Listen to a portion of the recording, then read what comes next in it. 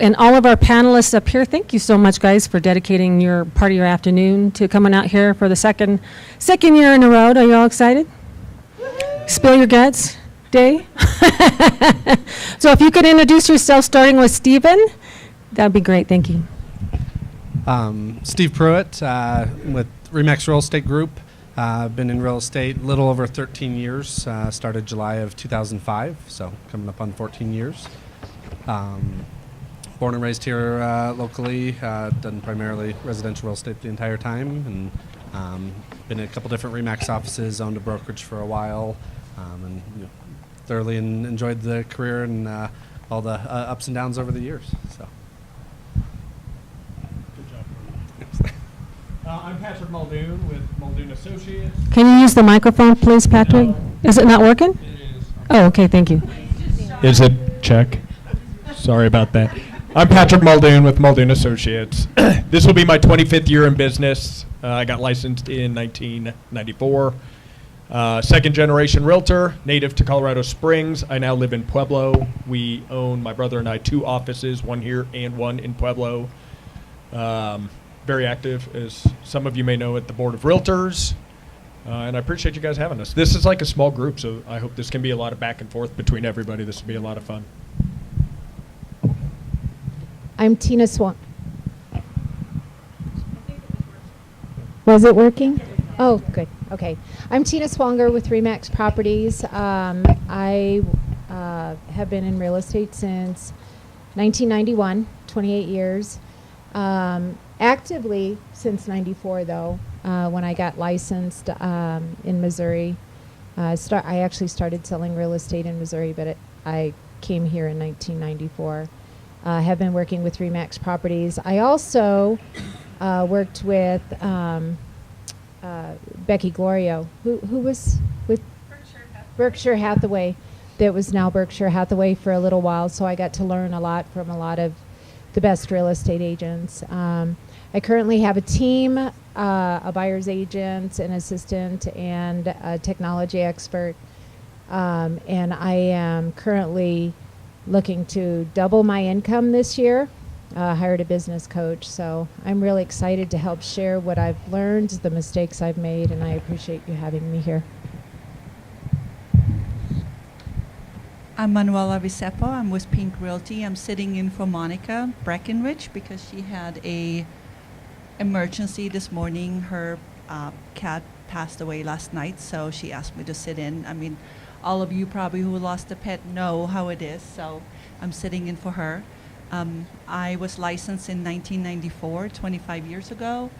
Have my license in Texas, moved in 99 here to Colorado Springs military twice, and retired here and been a employing broker, and now my managing broker was Pink Realty. Thanks, Manuela. I appreciate it. And I am Juanita Simkins with eXp Realty. This is our second Top Agent Skills Mastermind. So I hope you all enjoy it. So how we're going to conduct the mastermind is I'm going to ask them questions, and they do not all have to answer. So whoever feels most comfortable starting, although I may pick one of you to start with too if I know most of your backgrounds. As well. And then after we answer the questions, then I'll also open it up to question and answer period after each segment. Okay? Sound good? Okay, so our first segment is actually going to be on technology. There we go. So to start with, I'm going to pick on Stephen just because you're in the front there. But so tell me, on the technology front, what are you using to generate buyer and seller leads? Currently still a lot of internet generated stuff, so over most of my career, a good portion of my business has all come from Google AdWords type stuff years ago, a mix of that and Facebook stuff, Realtor.com, Zillow leads, all those type of avenues. I've done a lot of that and always cultivated a large database Honestly, when I started when I was 19 and nobody that I knew or was doing anything, I really had to go out and learn how to cold call, work a large database to the point that I actually got far more comfortable with that over the years, and I've had to now force myself to go back and do some of the things the more traditional way of talking to friends and family and sphere and everything. Is I've been more apt to sit down and call 50 people I don't know than pick up the phone and call one person I do know. So I've always kind of approached real estate backwards in that sense from what is taught traditionally. Currently, have been playing around with just scaling some of those different things, producing more content-driven stuff for Facebook with then retargeting ads back behind that to generate leads, and then using a lot more things from the technology end to, instead of mailing market reports to sellers, push that stuff out electronically, just beginning to use a lot more video and things to just tie some of the traditional stuff that we've done over the years into some of the tools and resources that are available now. Do all of the panelists think that video is going to be like the coming thing this year and the next year and just keep on growing as far as lead generation? Yeah, I think it certainly, allows us a better medium to communicate a lot of stuff. And, I don't know about you guys, I definitely feel that real estate's taking more that turn of, this real simple transaction. There's going to be less and less need for us to just be a part of it. And, we're going to have to stand out far more as having that advisory role. That's always been our role. But I think as a whole, as an industry, we've really kind of done a poor job of communicating that to the public. And video stuff, I think, could certainly help us communicate that better and become more and more important in showing value. Do all of the panelists use video? We do, yeah. I think, obviously, if you're on Instagram or any of these social media sites, you're watching video, you're getting to know the people you're watching, right? And I think that's what is going to push. A lot of people don't want to do video, right? They're afraid of what they look like, but the fact is that's what you look like. It's what you sound like. So it takes a little getting used to, but I think that's where you really need to start connecting with people. A lot of times you'll find out that reach is a lot further than you thought, and people have been watching you and you didn't know it. The interesting thing is I signed up for BombBomb about 3 years ago when it first came out. I had a full year membership. I used it 3 times because I was scared to death of using it. And what's really interesting is the couple of times that I used it, people are telling me, oh yeah, I saw you on BombBomb. I did this. I'm like, I only did it 3 times. And then I did a couple of videos I did interviews for nonprofit organizations. Now they're up on my YouTube. So when people go to find out who Tina Swanger is or who this is, they actually go to my YouTube channel. They see my BombBomb videos with as little as I've done. I mean, ridiculously. As a matter of fact, I even forgot about some of it. And then when people call back, I realize, my God, that really is important.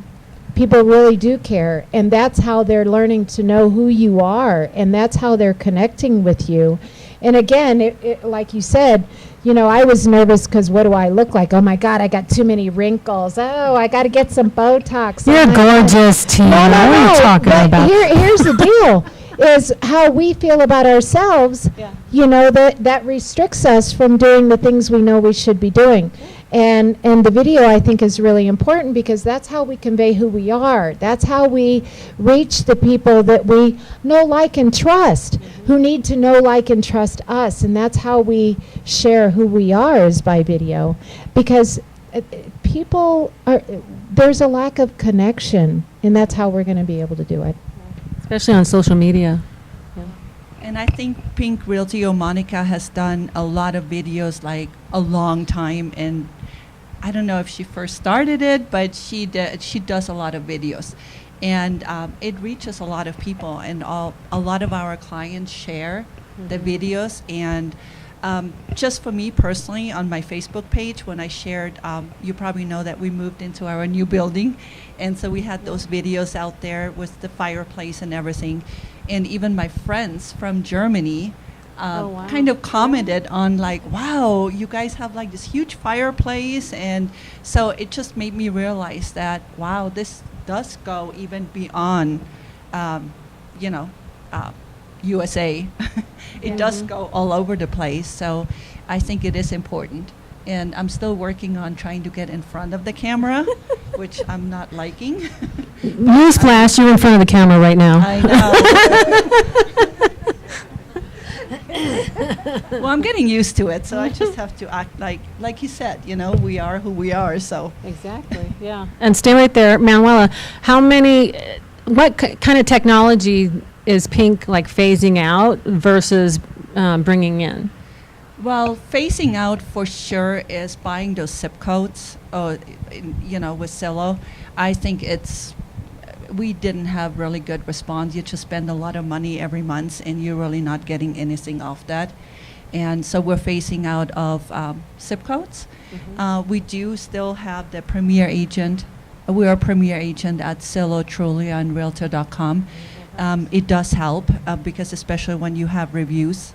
So that's important. And when I go to a listing appointment and I ask them, so how did you find us? They said, off Zillow and reviews. I mean, reviews are huge.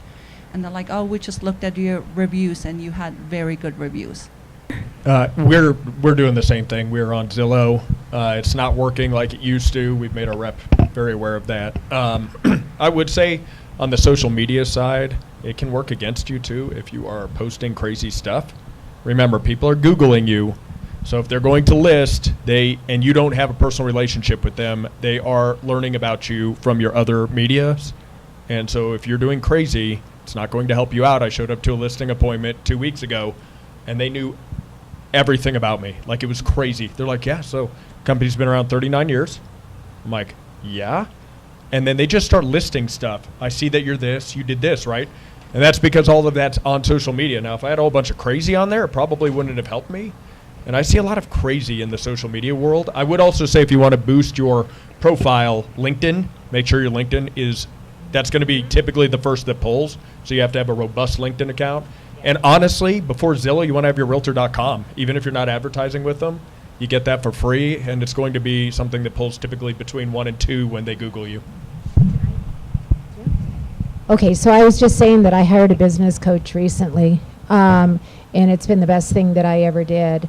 But I will tell you, the very first thing my coach did is she Googled me, and she went on social media. And I always thought I did a pretty good job of making sure my information was updated and all that kind of stuff. But I wanted the client to leave me a review if they were so inclined. So consequently, I didn't have very many reviews.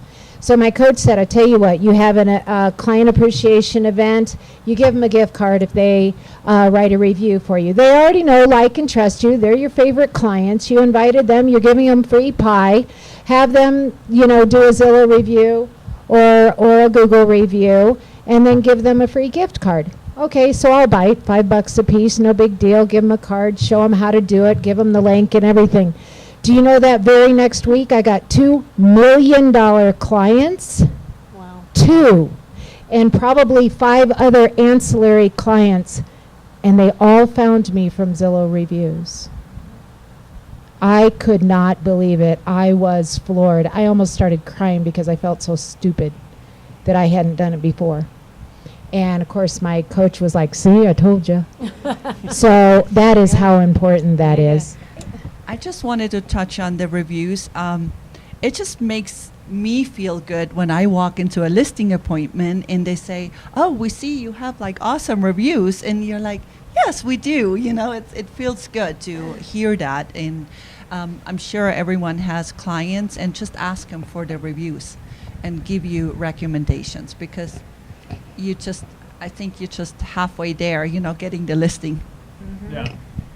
I would say if you're asking for reviews, wait 4 or 5 weeks after you close the deal. We have task management that automatically tasks it, because if you ask at the closing table, they're moving. So we basically have a 5-week run, and then an email goes out automatically that says, hey, guess what? And then I make a personal phone call for that review. It tends to really get them back into getting the review in, and helps out a lot, that personal call with the email. So my assistant sends out the email, hey, we hope we did a great job. Could you give us a 5-star? And I literally ask for a 5-star. We want your 5-star review. If you're not happy with something that happened, call me first. And then I do a follow-up phone call to them that same day and say, hey, we just sent you the review. I know it takes a little while to log online and get your Zillow account going, but it's just so important. One of the things I realized is that I was afraid to ask for the reviews, but one of the things I realized is our customers, they already know how valuable these are.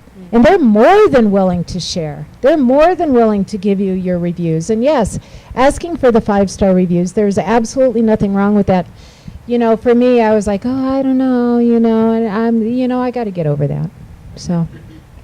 We're I do the on same this thing, obstacle 5-star. most of the time. I know, huh? Yeah.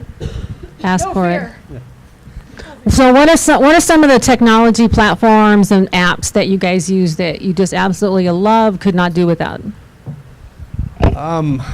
Been testing through a ton of different ones. So contact management systems right now over the last year or two have either used Follow Up Boss or am currently converting everything over to a system called Realvolve. That has far more transaction management as far as dates and being able to build different workflows off of. It's certainly been a bigger undertaking than I expected it to be to build out all the workflows. Once that stuff is built, it will be hugely valuable, especially when you add team members or different people to be able to plug and play stuff and have a lot more reminders in the system. I'm really big on finding technology that you can use that will make your life simpler, but not where it automates everything out to the client. For years, had 30 or 40 email sequence campaigns that would go out automatically when certain things triggered a certain way, and 90% of that stuff never got read, wasn't useful. You were just writing it and sending it to send it and different things. And so I've backed off a lot of the automation of that stuff. I'll automate it to where it reminds me, but I want to be making those decisions of, hey, does this apply? Did I have a conversation with that client last week that this now no longer applies? I need to send something different. So I think, whatever system it is that you're going to use for contact management system, I think finding something that you'll use on a regular basis and spend a lot of time in every day is crucial. And just, something that helps you keep track of what it is that you need to do without relying on it to do the work for you. I think we've all gotten spoiled over the years that as more and more tools come out of saying, oh, I can buy this and then supplement it and it'll take all these things off my plate, and the reality is that not nearly as effective as something that you'll use where you're still having to do some of that kind of stuff. I think it's kind of switching back from let this do all of it for me to just let it be my the help in making it more efficient. So the company basically works as like a quasi-team. That's the only way I can explain it, right? We're not a team necessarily, but we're small enough that everybody works off lead gen. So we're using a contact management program called iHome Finder. Real Pro Systems owned it, and then iHome Finder bought them out. So iHome Finder provides the front-facing website, the contact management on the backside. All your leads port into one system. For us, it's as simple as it needs to be, and it's as extensive as you want it to be, so realtors can build pages of their own off of it if they want. We can task manage through it to the team members. We can check tasking if it's late. We can check which Zillow leads came in and were handled right away, which weren't. I think the biggest thing I've learned is realtors tend to be about the next shiny object. So if you're always transitioning between ideas, you're never getting on track with what you're trying to get done, right? If that makes sense. So when Realpros had some growing pains when they got bought out by iHome Finder. So I haven't jumped ship. I would still recommend them for the average broker, and I think they'll get everything ironed out. But they will do campaigns. They will do task management. They will do task management automated.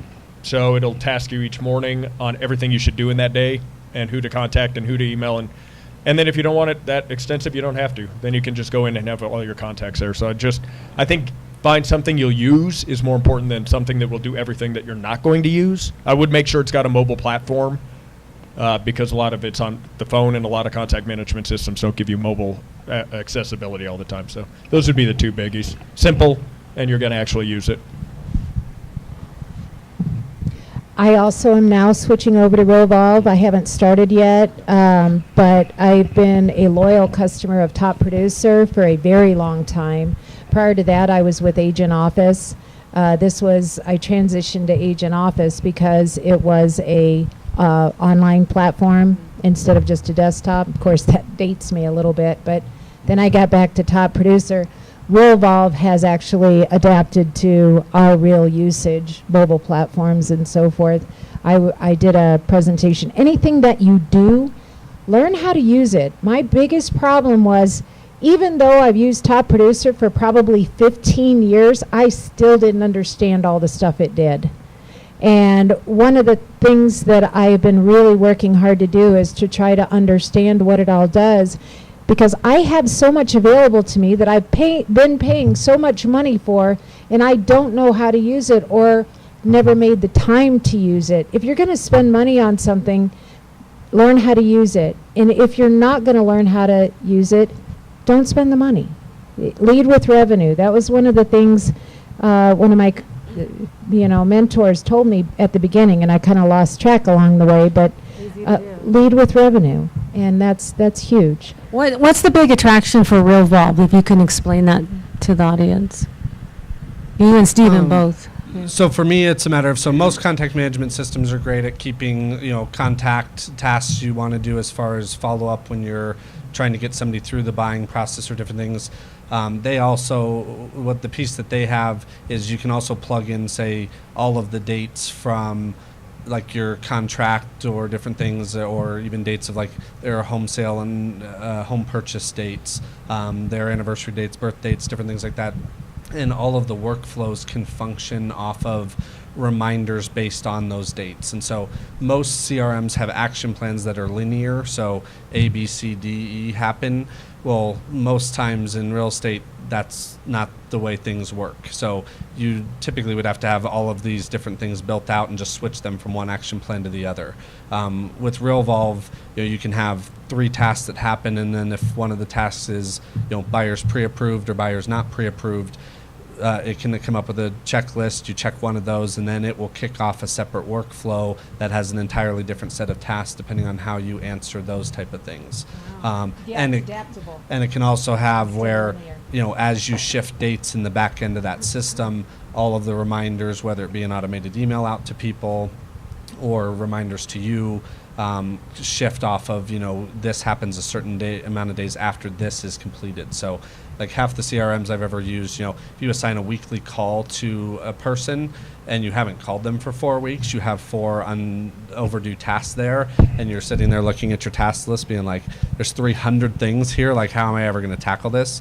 With Realvolve, when you set those up and you want a weekly reminder, it's a weekly reminder from the last call date. So instead of those stacking up and there being 4 of them, it would just show you, hey, you've got an overdue task for this. As soon as you update that date to today, it's now going to assign one for a week from now. So for me, it's a little bit more extensive to get built out if you want to build the workflows yourself. They do also have a ton of them that are built out that are fairly extensive, that for $1,000 to $2,000 you can buy one that somebody's put out if you want to plug and play with it. So it's not as advanced or as complicated to set up as like Infusionsoft or some of those, if anybody's ever done those.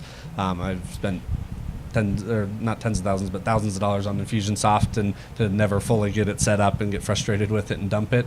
So this kind of seemed like a good middle ground that's built out more for real estate already, but having a little bit more from the transaction management side of things.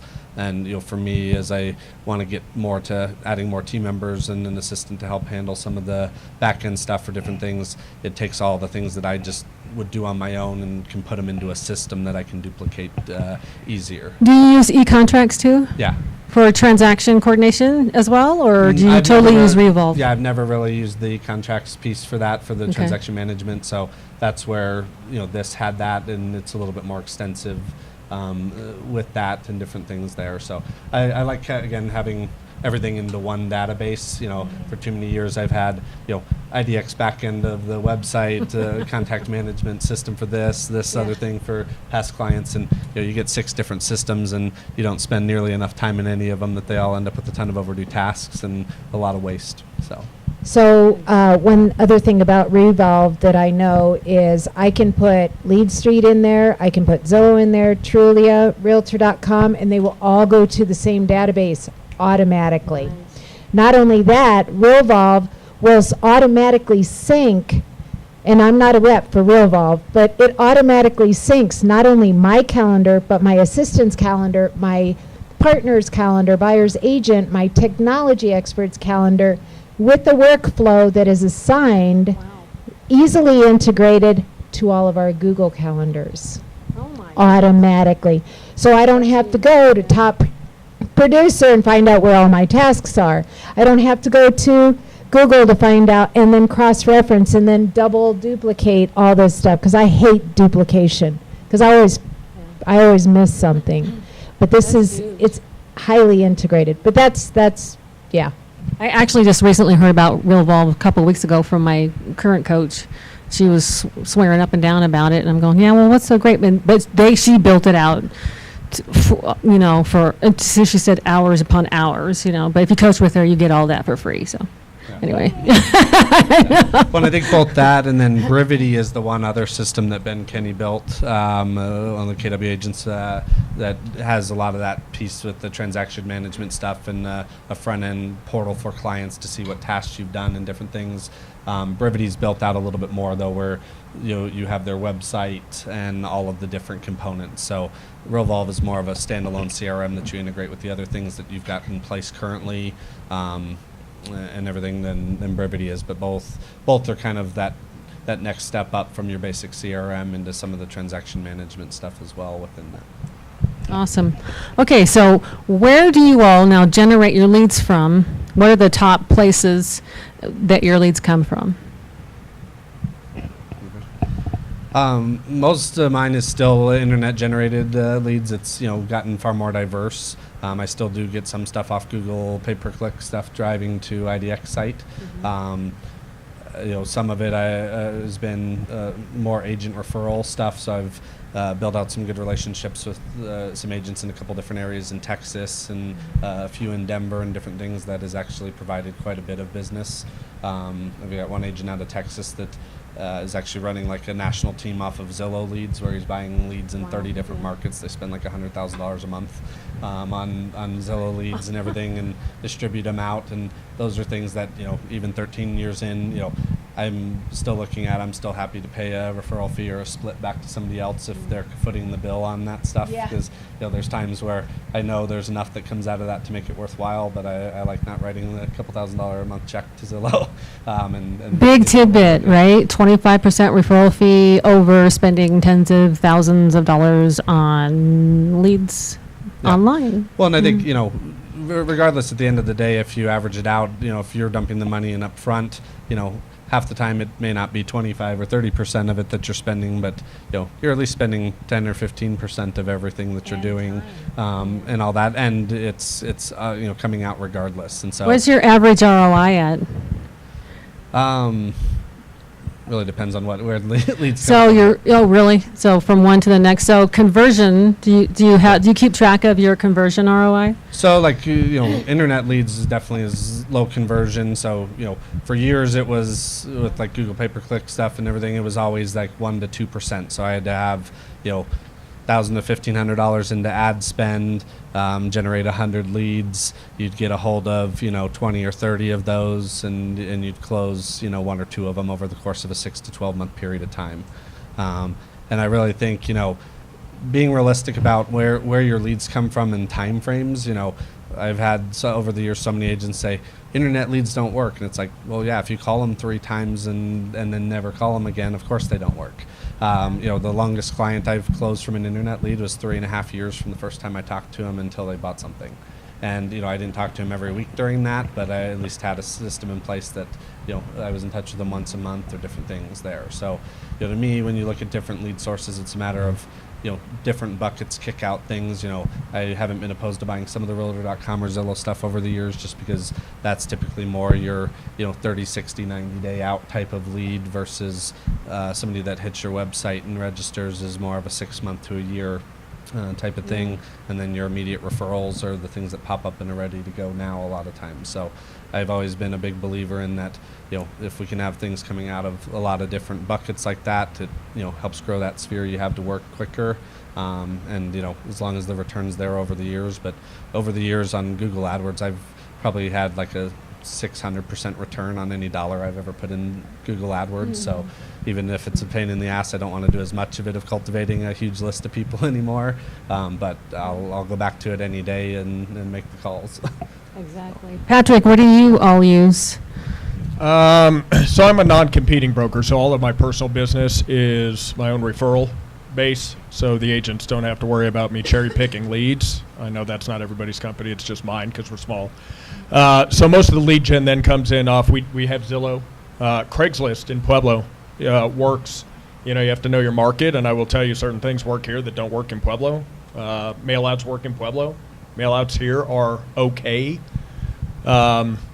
We see a lot of Facebook advertising working, but they're tedious, so you have to really be diligent about pulling them. But if somebody tells you Facebook advertising does not work, they're not working it right. I mean, I can assure you Facebook advertising works, but if I tell a broker how much work it's going to take in order to pull those leads, they're going to tell me it doesn't work because they don't want to put that much work into it. So I will let you know on a Zillow lead, if a Zillow lead hits and you are not committed to 6 months for that lead to even start to warm up, you're wasting your money.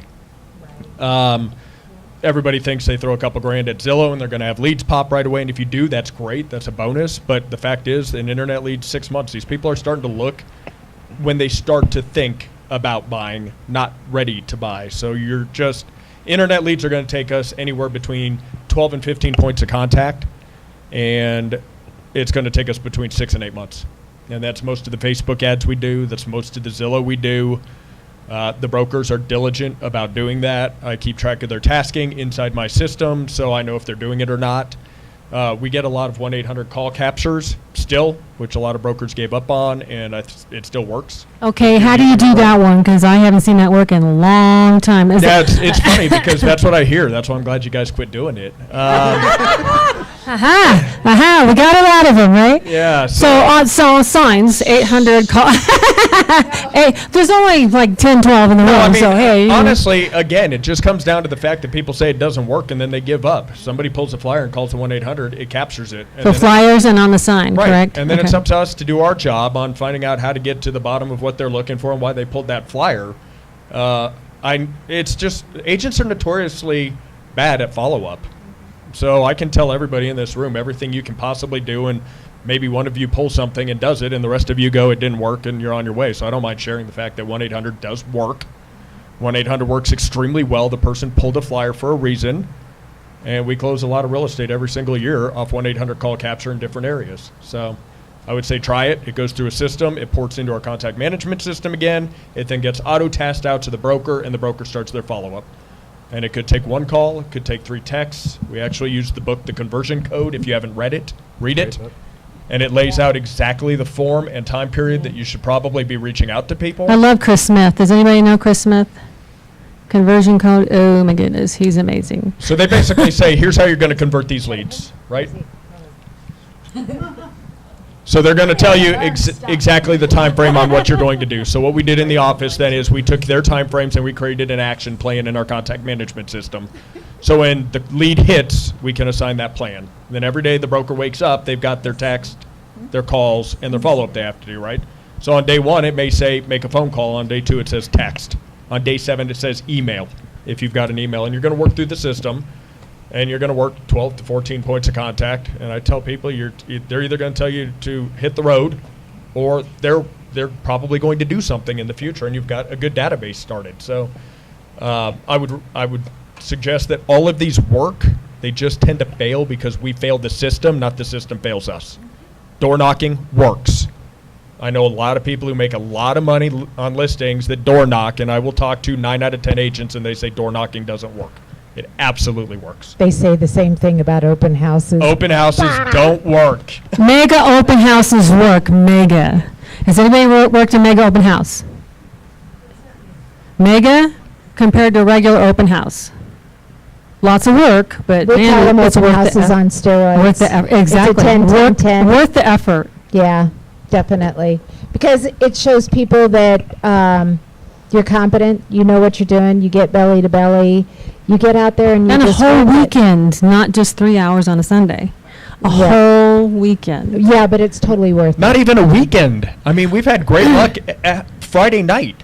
People Yeah. coming home from work who stop in. I mean, I just, there's so many different times to sit at open Signage. house. How much signage do you put out at open houses? I mean, my 20. average. Yeah. Yeah, 20 to 40. When I was doing a lot of them, it pretty much per sign, you would get 1 to 3 buyers per sign.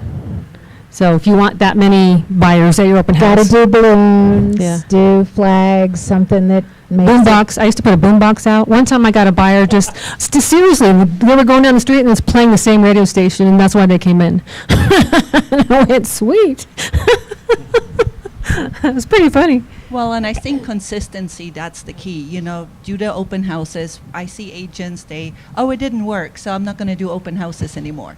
Or this didn't work. Well, follow through, make a plan, do it for 6 months or a year, and then you can say, well, it doesn't work. But I think it's the consistency. We jump, or not we, but people jump from one to another, and then they hear from somebody else, oh, I got a buyer of an open house. Then we do one open house and then stop it again. And then somebody else says, oh, I wear my name tag and it works. And then you wear your name tag and you go to the store and nobody approached you and like, okay, fine, I won't wear my name tag anymore. So I just feel like the consistency is not there. And I was mad I couldn't find my name tag this morning. I mean, I would compare it to going to the gym. Anybody here work out? Did you go 2 times and it worked? I mean, no, you started in January, and sometime around June, you realized it was making progress. So I do tell agents in my office, if you've got a shiny new object to go after, if you can't commit to at least 6 months, don't do it. You cannot gauge the response. And also gauge the response. Actually take down what you're closing off of it, because I talked to other realtors that are like, yeah, I got 22 closings off Zillow. And I'm like, oh my God, that's amazing. They're like, and we're only spending 20 grand a month. And I'm like, whoa. I mean, that's not going to work. I mean, if you do the math on that, you were better off doing a lot of other things. It sounded like a lot of closings till you got to the amount you spent, right? So you definitely want to keep track of those numbers. And a good contact management system is going to do that for you. You can get in there and you can put, here's how much we're spending, and here's our closings, and here's our pie chart. It made money, it didn't make money. How many in the audience actually track their numbers?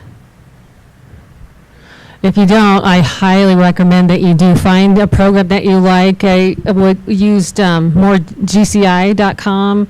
The guy who runs that is really great. There's multiple ones that you can use, but if you don't track your numbers, you really don't ever know where you're at. Plus, how many actually look at their P&L once a month? That's really, really big too, looking at the P&L, right? Okay, who has any questions for our panelists before we move on? Are you guys using hashtags in your CRM program so that you can quantify your numbers? Yeah, somewhat. So, most contact management systems either are going to have where you can break down by the type of client it is, or most now have, tags that you can tag things by. And I think, the more detailed you get with that, where you can segment out lists, is crucial as far as, ability to sort stuff and say, like I've got everybody in my system that likes golf tagged as golf. So, here in the middle of March, as things start warming up, every one of those clients is going to get a sleeve of golf balls printed with their initials on them in the mail, or different things like that. So, anything that you can track by where you can segment people to, either you're going to want to send something to them, you're going to want to, get out certain information to them about a given area or different things like that. The more effectively you use a database, everyone that to me has been successful and makes a ton of money in this business, when you look at their back-end systems, there's a few of them that just, the phone rings that much, but most of them have great systems and processes that have kicked that off and make it sustainable and especially scalable over the years. I will say it's a work in progress. It's little incremental changes that make the biggest difference. Everything that I do, and I'm actually kind of a slow learner, I start off with something, but I'm slow and steady. I'm like a freaking turtle. I saw a trainer say, okay, if you just change your trajectory this much, you start off at this point, you're going this direction right now. You got to know your why and your direction. But if you change your trajectory just a teeny little bit, it makes all the difference in the world in the long time, in the long haul. So when you're starting to implement the new CRMs, when you're starting to make changes and track your numbers, don't get discouraged. This is a long-term business. This isn't something that you just do for 1 year or 2 years or 5 years. This is your life. This is your career. Find out what your why is and what your passion is. Have a dream and make those little changes, because over time it will make all the difference in the world. Any more questions? Any more questions? Nope. Okay, we're going to move on to listings and sellers now. So I'm going to ask the panelists, how much of your business is working with sellers versus buyers? What percentage? For me, it's getting closer to a 50-50 breakdown. For years, I've been far heavier on the buyer side of things, and starting to get a little bit closer to that 50-50 breakdown now, just from more repeat and referral stuff coming out of that over the years. But I've certainly always, because I went more the internet lead generation route, a lot more of that ended up on the buying side of things. Certainly wanting to shift that more and more and have more on the listing side, because I absolutely love the marketing behind that and the ability to scale that far more. But for me, that's always taken time, and I've always felt that will come out of generating the buyer stuff, and then remembering too that half of the buyers that you come in contact with through different lead sources have a house to sell, or the landlord that's in the house they're renting, or different things potentially maybe needs to sell, or different things like that, and looking for more opportunities and that kind of stuff that sometimes were overlooked early on. Manuela. Sorry, I'm going from the outside in. Oh, that's fine. We do client nurturing, so our buyers, I heard a sentence from one of the realtors where they say, list it and forget it, and my eyes were just like, what? No, we don't do that. We nurture our clients, buyers and sellers, and then they will come back as repeat business. And I do feel like listings are very important. I mean, that's where you get your your buyers from, and so we do a lot of listings, and then we get the buyers off the listings, and then we nurture them, and sometimes years and years. I know Monica has in her CRM clients from 10 years ago, and so you should. Yeah, you should. Yeah. And we do touch them once a month, and again, it's not a one-person effort, it's a whole team effort. You have to have a team of people that do that, but we do touch them at least once a month. So what percentage would you say is sellers versus buyers on a whole? I would say it's probably 50-50 right now, and a lot more sellers at the moment, because those first-time home buyers turn into wanting to upgrade or moving out of state, and then they call us. So I would say 50-50. Okay. Tina? Since hiring a coach, I was about 60-40, 60% listings, 40% buyers.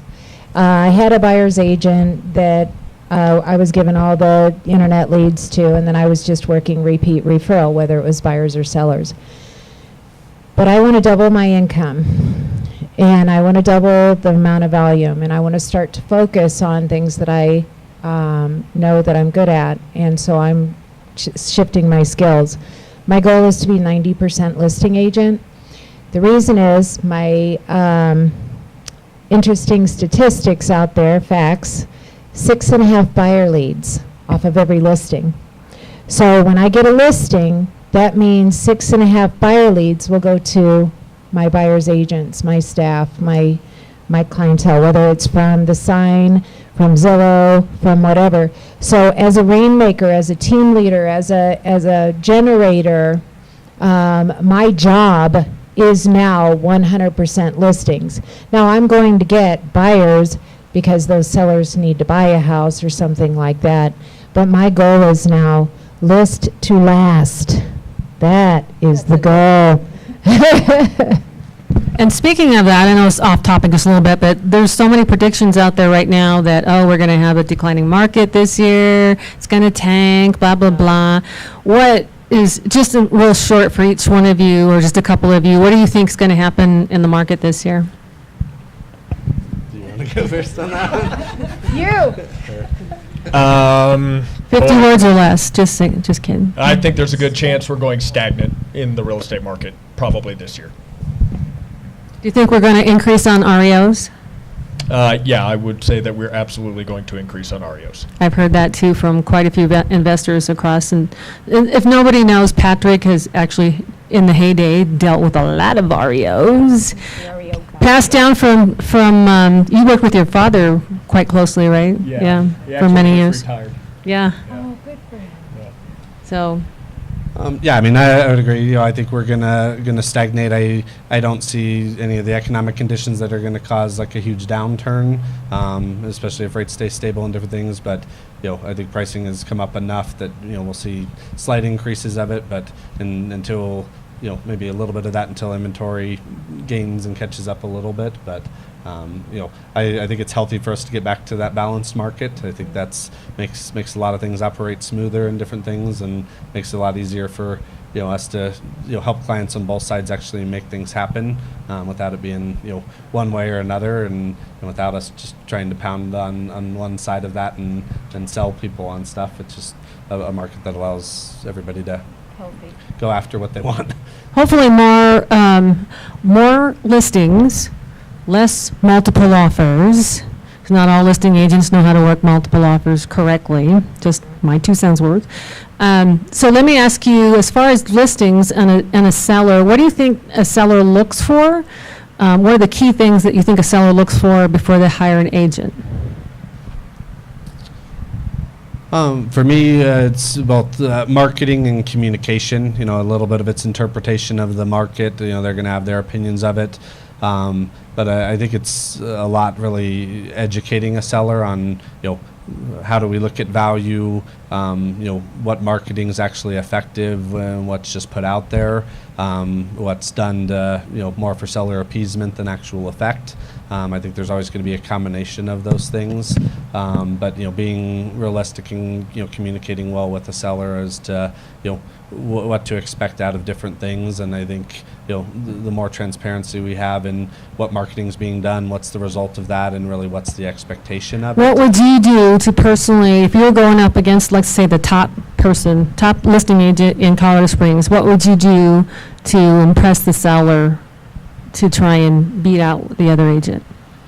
Really just a detailed breakdown of what things I would do that are specific to that property. So, obviously on a, $250,000 house versus $700,000 house, there's a lot more of a story that can be built around the $700,000 house. But I think there's a number of things to where, we have to get more specific. I post your house on social media and we posted it to our business page and did nothing with it, and it got 1 like and it's there. People are starting to see through. It's not effective. If you go in and say, hey, this is how we target this, we run a video, the video gets 20,000 views, 5,000 of those watched it for 10 seconds or more, and then we run a call to action back to them, asking about information of the house, and we can show you how many people download the brochure on your house or different things like that. I think a lot of the things, again, as we get more and more to that advisory role and people, the sellers and public get more information on things, us explaining not only here's what I do, but why I do it, is going to become more and more important. So, getting to where you have a few things that differentiate yourself in terms of, why you do something, and then really just, to me, explaining to people why you believe in that as a marketing channel, or why you don't believe in other things. And sellers are going to have their opinion on whether they agree with you or not. But I think if you stand on some of that stuff and have some reasoning behind it, that will go a long way in your communication with them. Tina, what do you do to close the seller? I'm going to find out what's important to them, period. So you don't make it all about yourself? I can't, because it ain't about me. Yeah, so you wind up, Manuela, you guys do the same thing? Yeah, just be yourself, we don't want to sound like a salesperson, even though we are, but just be yourself. And knowledge, I believe that you have to have the knowledge for that area. And the marketing, I mean, that's pretty much be yourself. Now I'm going to tell them to go to my Zillow reviews. No, just kidding. Well, and the reviews do help. I mean, that does help. Tina's stuck on Zillow reviews, just saying. We are too, though. Do you usually use like a two-step close process, or do you try for the first time? When you're talking to the seller, do you try to get the listing when you're there at the meeting with them, or do you do two-step? Right now, most of my marketing is sphere and neighborhood and niche marketing. I am focusing on senior real estate specialist. I'm focused on my neighborhood where I live, and then I'm also focused on my top 50 clients, repeat referral business. So all of these people I already know, like, and trust, and so it's a little bit easier for me to do a one-step than it is a two-step. But when I get, a referral from one of my clients, I will do a two-step. I will send them the comparable market analysis in an e-form with information about me and all of the information about my company and what we do in an e-form. Then I'll also print that out, give them a book. And then when I meet with them, that's when I really drill deep into what do they want, where are they going, what are their needs, how important is it that they sell their house, what are their ideas on what they should do to sell a house. Because honestly, our sellers know a whole lot more than we give them credit for. Our people know a lot more about the market, and they certainly know a whole lot more about their particular house. Now, they might think that double-headed shower is worth 50 grand, and we got to educate them. But other than that, it's all about what's in their head. And we just have to ask a lot of questions. We have to pull it out of them. And then we got to figure out how to meet them where they're at so that we can all go to the closing table together. Anybody deal with sellers who want to overprice their house? Never. So how would you handle that, Patrick? I mean, I just went through this, actually, on a house in Pueblo West. And the seller swore to me the house was worth $400. And he was out of country, and his wife was who I was dealing with. And I, of course, went through all the stats, which is overpricing your house is not going to move this quicker. Having a stagnant property is not the way to go. And he assured me that he was correct. So I made it in writing, actually, in that list agreement, that if we didn't get a number of showings and any offers in 2 weeks, that he'd have to automatically come down without a phone call, which actually worked. But he wouldn't come down to my number. And then he told me he would definitely sell at that number. And so then I had an email exchange with him, and I said, listen, you give me 2 more weeks and we get down to my number. And we actually sold it at my number, which doesn't always happen. I mean, it doesn't Imagine happen. that. Right? Who hasn't been crazy there where you're things in like, the market. Yeah. It's like, it'll never sell for this that. house is never worth $290, $310. Who saw that? And it appraised? I mean, we don't know it all, but I mean, it's hard because you don't want to lose the listing, but I think you've got to be upfront because otherwise you're eating your words if you're wrong. So I think if you bring an honest presentation and then kind of roll from there, you got to bring value, but overpriced listings are. I do like the setup, drops of price at pre-negotiated times or different things like that, because then you're having those in that same conversation rather than, hey, we referenced this a month ago, and sellers are always going to forget that conversation was had. So when you get that and that agreement at the same time, I think that goes a long way. You're referring to an automatic decrease, Yeah. like in 2 weeks, we're going to decrease it by 10 grand or whatever. In the listing agreement, I don't Right. even want to have the conversation. If they don't have an offer and they're so sure of their price, obviously it's going to sell. If not, I email them on the 14th, and I'm like, price drop per list agreement, done. I would also say in my personal listing presentation, I have graphs that specifically point out the showings depending on where you price. So if you're overpriced, you're going to have 10% of the showings, and if you underpriced, you're going to have 80% of your showings. So they can see it visibly when I'm there, where I'm like, listen, if you're here, we're going to lose a lot of activity. And so, hopefully they can visualize that. Yeah. And I always tell the sellers, okay, fine, if you want to list at this price, let's try it for a week or 7-8 days. If you don't get a showing or less than 1 or 2 showings, then it is the price. because there are buyers out there, and if you don't get any showings, there's probably nothing else but the price. So dropping it then, and usually they do agree, but at least they want you to try it. But if you have a military buyer that needs to be out in 30 days, I'll try to let them know that it's probably not worth playing games or trying to get the highest. Just list at that price. And then again, it's their choice, but we have to let them make that choice, but we have to advise them. The worst thing I feel is if an agent agrees right away with the seller to just get the listing. I don't think we don't sound too You shoot yourself in the foot more knowledgeable. often than not. Yes. If you don't prep that well enough. So I think just giving them the information, but then letting them make their own decision, and give them, I always say, give them options and tell them the consequences, and then it's up to them what to do. I will say great rebuttal, if you guys have not done this, is ask them if they have any comps that would support their value. Because like we've discussed, sellers know their market area extremely well. So one of two things are happening. Either they do know something you don't know, like, oh, my neighbor sold theirs to a friend for more than was never on the MLS. And then we can verify. And then we can verify it via tax records. Or they don't have it, and they have to start realizing that, well, here's the comp. I'm sorry, do you have the comps to support what you think it's worth?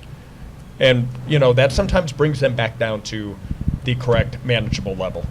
And reminding them of what their why is, bringing it Why are back we to leaving? them. Why do Yeah. we leave that?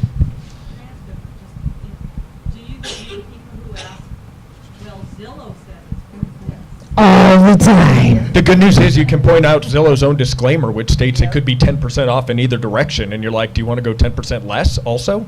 And they're like, I also tell them a true story. House on Highway 115. I did the listing appointment. Zillow said it was worth 1.1 million. I told them it was worth 575,000. They basically kicked me out of the house. No kidding. This really happened. Another agent listed it at $849. Year later, another agent listed it at $799. Another year later, another agent listed at $699. Ended up selling for $575. How much money do you think they lost in, 3 years? And guess what? I didn't. I did not lose money on that at all. And I really liked these sellers. Really. But they're on Highway 115 for crying out loud. They're hearing the Jake breaks all day long. You're hearing Fort Carson bombing. Yeah, you can't, no. Gee, imagine that.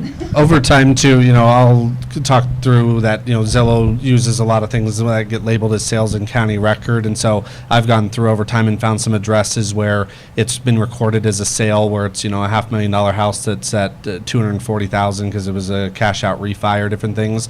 And I've got a couple of those that I've got saved that I'll show them different examples of and show how, and say, this is showing up, this is the kind of inaccuracies that are in our county system. And so, people want to argue a lot of times that, well, why can't we trust the algorithm they have? And it's not that you can't trust the algorithm that they've built behind things. It's the inaccuracy of the data that it pulls from.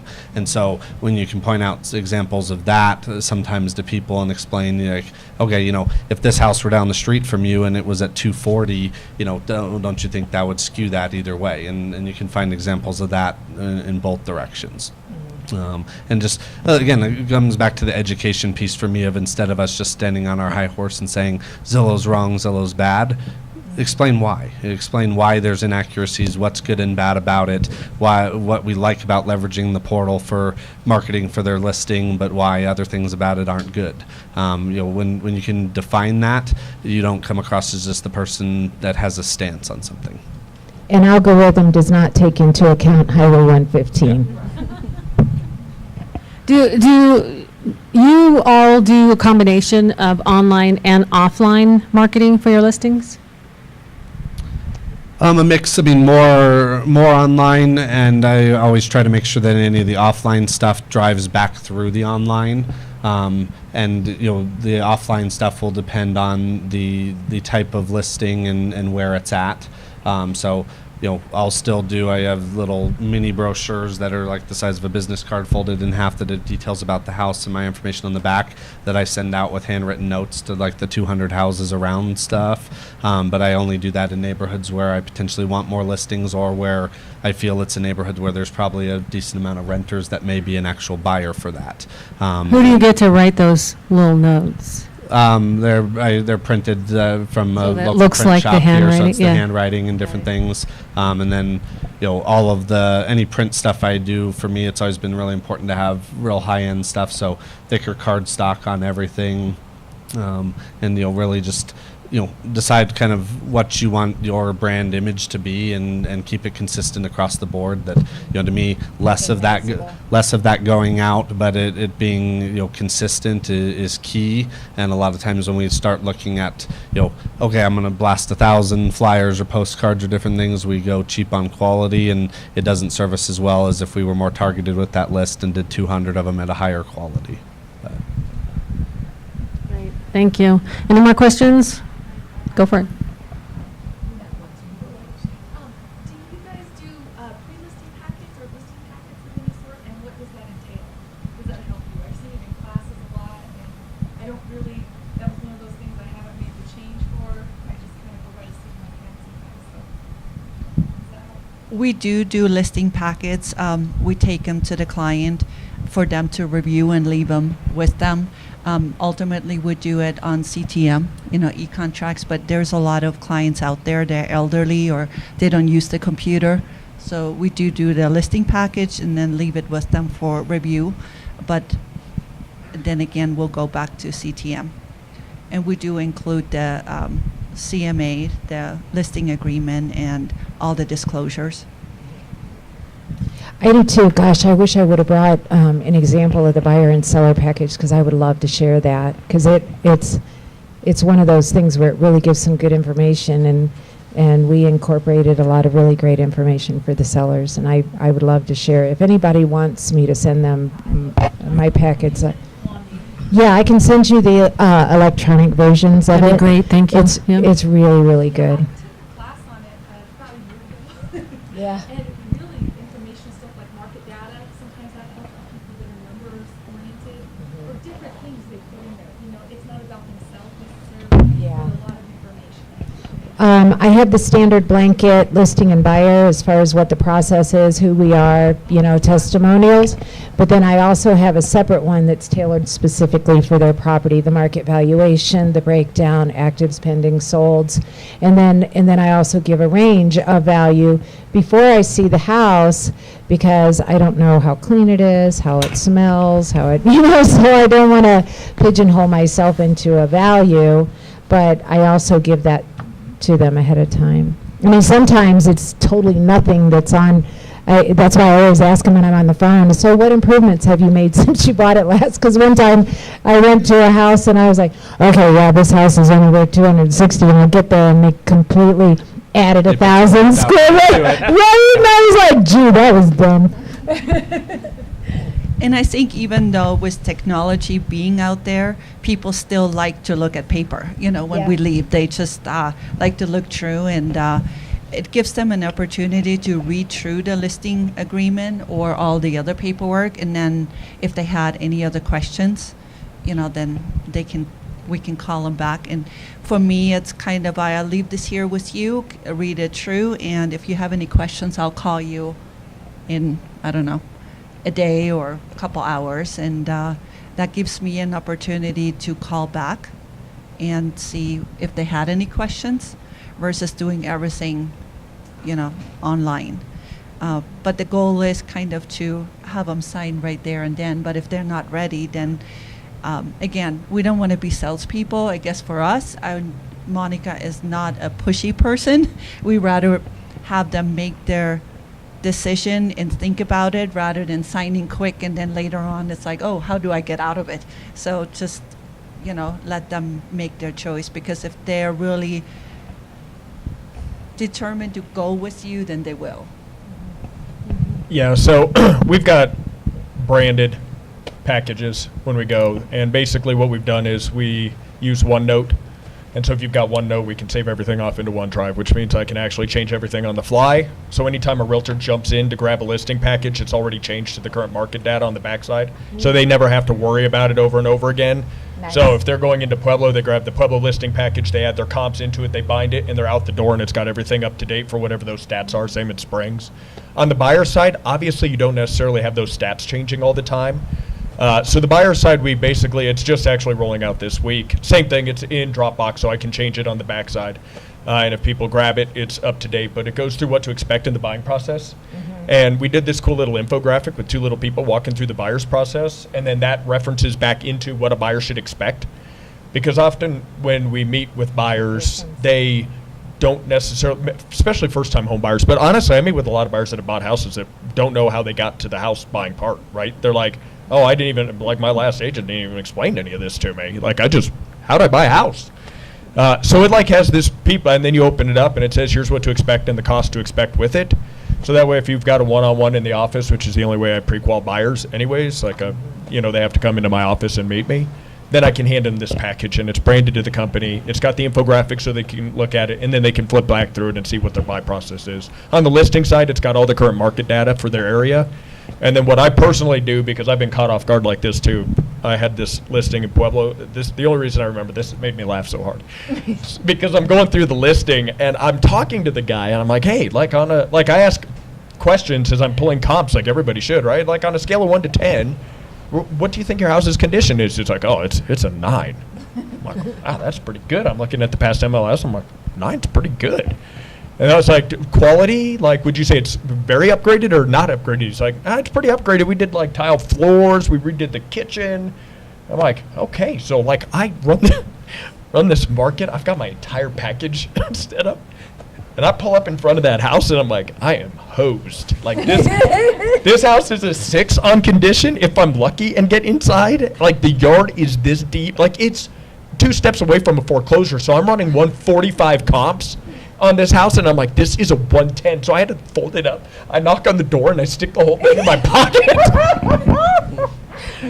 And so now what I do is I just run all of my comps with all of the pictures in full color, because now I can be on the fly. So if I am off, I can start backing my number back out. The tile job was his own. I mean, it was like a level 3 contractor grade. I stuck my tile on the ground in the kitchen, so you just got to be careful. So when I sit there and I'm going through comps, I can now start backing them into their number and go, look, as you can see, we've got granite countertops. You don't. And this sold for, 185. And so now, I'm old school. I take paper. We were doing computers, and then it was, I don't know, it was like the next flash, and I don't know why I thought my agents thought it was a good idea, but I'm like, how about you just print it?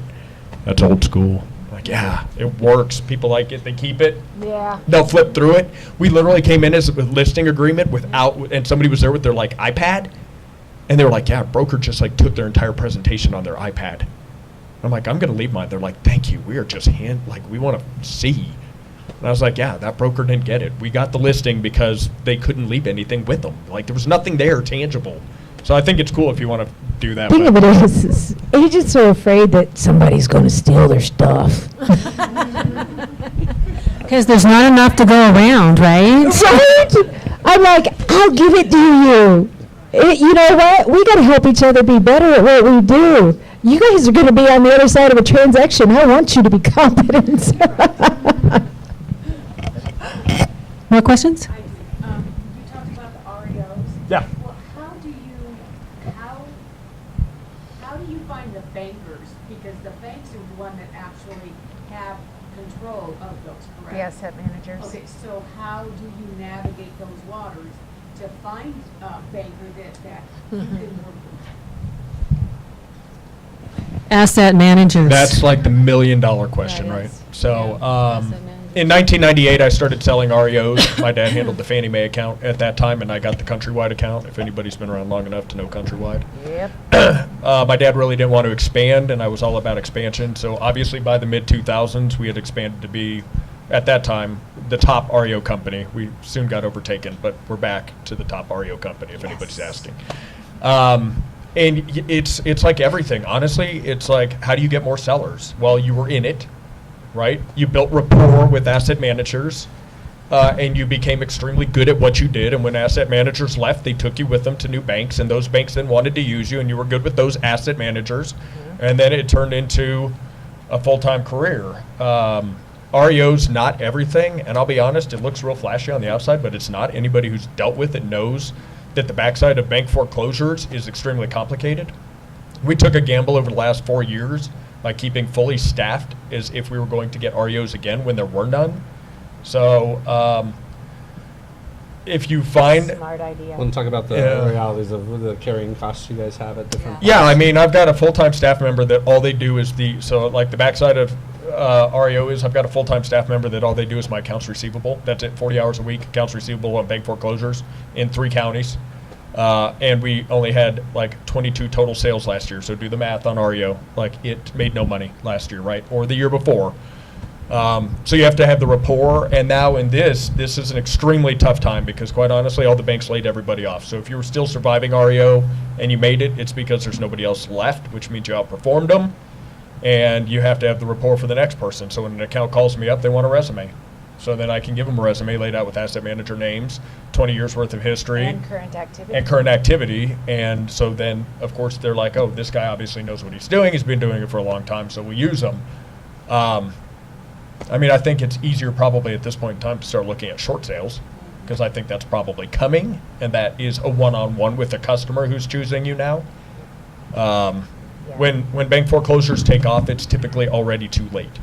Like we have already turned the curve, and it catches most people off guard. So. And can I say something on the short sales? Because Monica did start actually her business on the short sales. That was her niche. Monica has a really great book. You can get it from Amazon. It's so Yeah. stinking cheap, it's ridiculous. So So if you want to know back more about then, that. when nobody else wanted to even touch the short sales, because I have done the short sales too, and she has done it. I mean, it's a lot of work, a lot of calling. You are on the phone endlessly with the banks. Well, back then it was. And then all of a sudden it goes click and we got disconnected and then you have to start again. But short sales probably will come again. And that's what I would probably get familiar with, doing the short sales again, because they will come. I don't think And- it'll be as bad on the second round. It won't catch as many people off guard because more people are, I think, familiar with short sales now. Back when I was assisting at RE/MAX back in 2001, I know it was a huge stigma around short sales. Everybody was like, right? And then once it came, guess who was at the top of the list selling the short sales? One big company in town, right? But one thing for new agents right now, when you have been in the business for a while and seen the markets going up and down, you adapt. But for the brand new agents, I almost feel sorry because they had it so easy, kind of with the selling part of it, that it will come. So that's one advice I would give. Get familiar with the short sales, and you got to put work into it, but it's still worth it, Yeah. There's always money to be made in any market. It's a matter of how adaptable you're going to be. And over a 20 or 30-year career, you've got to get good at things that you don't want to be good at necessarily. I guarantee when Monica started all the short sale stuff, they didn't want to do that, and it is paying massive dividends now for her and their entire company. The fact that they took on the overhead, the staffing, everything like that. It's the same thing as what Patrick's done over the years with having the system set up and in place for that kind of stuff. So it's a matter of understanding that those cycles come around and then educating yourself and being adaptable to when they do, so that you're not playing a huge learning curve catch up, and having a lag in business while that happens. Always be a step ahead. So that's kind of one thing. Jane, right about that same time, my husband and I are laying in bed and we're looking at a commercial that says, we will lend you 125% of your mortgage value to buy this house. I looked at my husband and I said, honey, this is the beginning of the end. That next day, I found Alex Charfin, who put on he taught certified distressed property expert now. I don't know how many people, 100,000, 200,000 people, but I was one of the first 12 people certified in CDPE. It gave you the entire roadmap on how to find, support, sustain, qualify, Short sales. I highly recommend you looking up CDPE and getting certified right now. Qualifying them is huge, isn't it? It's huge. It's huge. qualifying. It's also how to talk to the banks, what kind of paperwork they need, who to talk to. I will tell you, I've done 65 short sales. It was a blessing. Over 50% of the market crashed. Lenders, realtors, title companies, gone, contractors, everything. 50% of the entire world completely collapsed in 2008 and 9. I actually had a record year that year because of CDPE. Be prepared for anything. Highly recommend getting the education. And just speaking on the REOs, the broker price opinion, which I know a lot of people don't want to do because you just have to drive around, you maybe get $65 for it. But if you start doing those for the companies, that could be one in with the asset managers, because if you start doing those, they will maybe come back to you when they actually, have a listing or so, and they kind of test you out and see how you're doing. And of course you have to have the team behind you and you have to have money behind you, but that's how you can get in doing the PPOs. If you guys get calls from the banks and say, are you interested of doing one? I mean, it is work, it's little money, but that's how you could get into the REO business. Okay, we're going to move on to luxuries. Sorry. Luxuries. Do you have a short question? Well, you mentioned earlier that a lot of people are doing multiple offers incorrectly. As As the listing agent, on the listing side, you have to be very careful how you. offers, and you always feel bad declining the team and people fought so hard to get offer. Yeah. So what do you consider incorrect? Well, it just depends on how the listing agent actually goes about dealing with those multiple offers, because, there's a way to set it up so that it's fair for everybody, correct?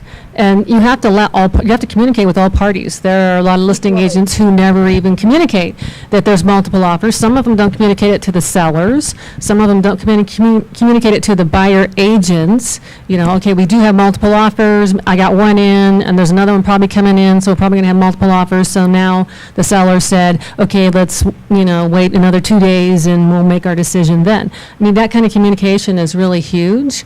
Or you get an agent who puts one offer in, and then another offer comes in maybe an hour or two later, and they have chosen that contract for the seller. I've seen that. I'm sure you guys have seen many things too, correct? I would say I just had this happen. I'm on the buyer side of it, first-time home buyer, young couple. And we were the first ones at the house. We gave them full price offer, no closing cost, everything. Haven't heard anything, called the agent again, haven't heard anything, called them again. My client is freaking out because, have you heard anything? Our deadline is approaching. And I said, well, the deadline right now doesn't really mean much to the seller. But then again, I heard from the agent the next day, well, my seller decided to wait because we have like so many showings going, which I understand, but I feel like if you know that your seller is going to wait, or if you feel like you want to wait for the weekend, put it in the MLS.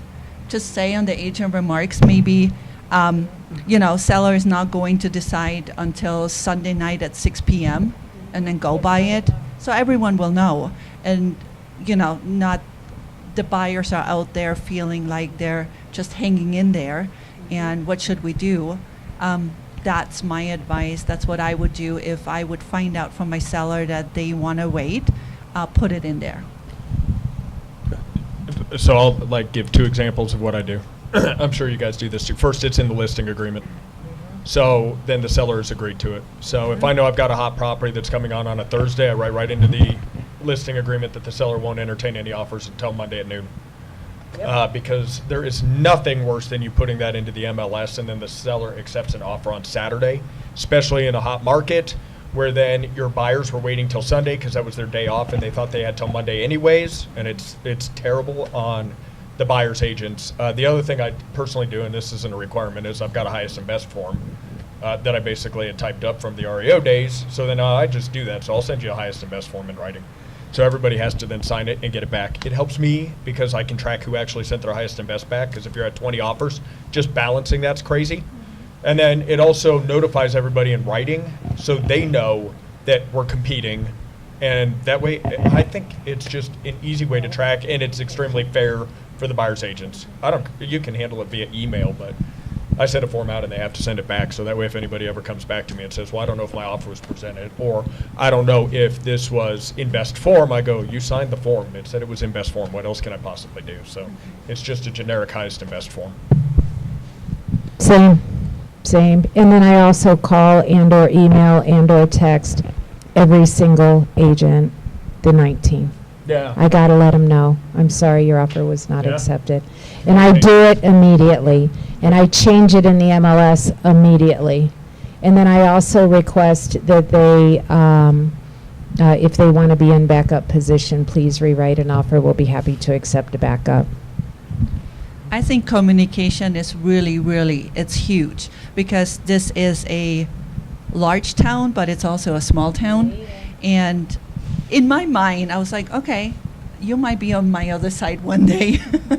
But I want to treat everyone, or we want to treat everyone, and we teach our agents to do that, you are right now on the listing side, but you can be also on the buying side, and being good with the agents. At least this is not about us. I strongly feel this is not about us. This is about the buyer and the seller. And a lot of times agents make it about themselves. And it just should be about the buyer and the seller and communicating. And if we have differences, we work on something. This is just negotiation and nothing personal. But I do feel that it should be communicated that you're not accepting an offer until Sunday at 6 p.m. Yep. And you're there on Thursday Make at sure the seller does 12. Only send them PDFs. Yeah, don't sign a contract. And one thing I would caution is some agents just put that in when the market's hot and assume, oh, we're going to get offers this weekend, and it's always comical to see the one in there that says offers, seller will make a decision Monday at 5, and it's still on the market a week later, and that comment's still in there. Or months later, I've So- seen that too. Yeah, If it says we'll go. Right. yeah, I had that happen so many times. yep. Where So, I didn't know it was even yeah. in their office. They had no courtesy to even call me. Yep. I mean, I think putting that in the MLS, like if you have in your listing agreement of if this does exist, and then making sure you're careful with your verbiage of, in the event that this is happening, sellers will decide by Monday at 5. But, too often, I think that in some of this market the last year has gotten used as a leverage thing to just create urgency, and that creates a lot of unnecessary things on all sides there. So until it's actually the case, be cautious with the verbiage you use or how you publish that. I totally agree. I like the verbiage that's like 200 days later, we'll go fast. in my case, the agent found out on Thursday night that they're going to wait because there is a lot of Yeah. showing. So you can go back in the MLS and just Yep. notice Yeah, you can update that at you know. any time. Yeah. Yeah. Everybody ready for luxury? Okay, which one, how Just many had a of our, question for a long I'm time. sorry, I missed you, sorry. It's coming soon. When does coming soon, why the coming soon, and then you waiting for the coming soon to come, and then sold? I don't understand that. Well, we do coming soons only because a seller might need to prepare or paint or do carpet. And then what we do is we do have a special coming soon addendum. You have to have that, But in those cases, we can still market it on Zillow or on the Coming Soon Facebook website. But we do disclose to the seller that there is pros and cons to a Coming Soon. But a lot of times it's because the sellers are not really ready and they have Or to they either ask clean for it. up or they ask for it. It is an advantage for them to get already the home out there and get it marketed. Not in the MLS, but it goes on Zillow. And we do have a website for Coming Soon listings, Facebook, not website, Facebook. But so that's what the Coming Soon is for. I believe Pikes Peak Association of Realtors does not allow anyone to accept an offer in a coming soon position. The Real Estate Commission obviously has their stance on coming soons, which is if you have a coming soon, it better be off limits to everybody, or it better be on limits to everybody. So, I mean, I can tell you that if you found a house double-ended that was a coming soon that never got shown, or no showings till Friday and it goes under on a Thursday, I mean, you can just send that up to the commission. They'd be happy to look at it. Yeah. Because honestly, it's a disservice to the seller. So, yeah, I mean, we've seen a lot of that, but the fact is people are using it to get it to Zillow to double end the deal inside their own office. The commission knows this is a problem. They've come out with a stance. PPAR has been trying to deal with the coming soon issue. Yep. So I would say if it's on the up and up, it's in there, it's coming soon, because repairs are being done. Showings will start on Friday. Friday is when showings really start. But if somebody shops that deal and says, can I get in there on Thursday, and the list agent says no, and then it pens on Thursday and closes with the list agent, I will tell you that there's going to be a problem with the commission if you turn that into them. And there's a lot of disclosures that we do if we do a coming soon. Yeah. We do have a coming soon addendums that the seller has to initial probably like 10 times on what could happen. Why is it a benefit, in that we also that the brokerage company could benefit, you know, but you have to have that disclosure. Right. One thing I would say to that too is, over the years, I've recognized more and more the importance of, the community we have as agents and being plugged into that, and, having the people that you're on their email distribution lists and the Facebook groups that have that kind of stuff and different things like that is really, to me, something that, you can promote to the buyers that you're working with if you are well connected into that type of stuff of, hey, there's multiple areas. I'm going to go look beyond just the MLS and beyond just the websites that you're going to see stuff to try to, find you things there, whether it's activities you're doing with cold calling through neighborhoods, trying to find them stuff, or the relationships you have with others. The commercial real estate world's worked that way forever, where there's not really a database, and it's a matter of, as a broker, who you know and knowing their inventory and everything. And a lot of that, as we get into a busier market, is becoming that of, if you're well connected into those groups, and make it a point to be communicating with people that are listing a lot in that neighborhood or different things like that. To me, that's some of the ways that you can serve your client well on the buying side of things, is plugging into that stuff and being, be looking for those things. Going back in and saying, hey, who are the top 5 listing agents within this area in the past year? Let me be reaching out to them on a weekly basis to see if something they have is coming up, or different things like that.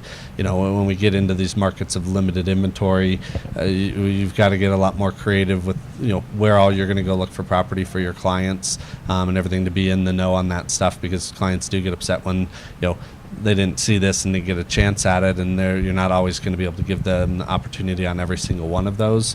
But I think, when you have certain things that you talk through with them of, hey, here's all the different areas I watch and am scouring for stuff, and at least can leave them with that feeling that you're trying to find those things when they are there. But it's not going to be 100% every time. Or also, when you have a coming soon, on the buyer side of it, let's say you have, and again, I'm former military, so I do always reply back on the military. That your client is moving here in June, but the homes that you're on the MLS right now, they're not going to be on the market.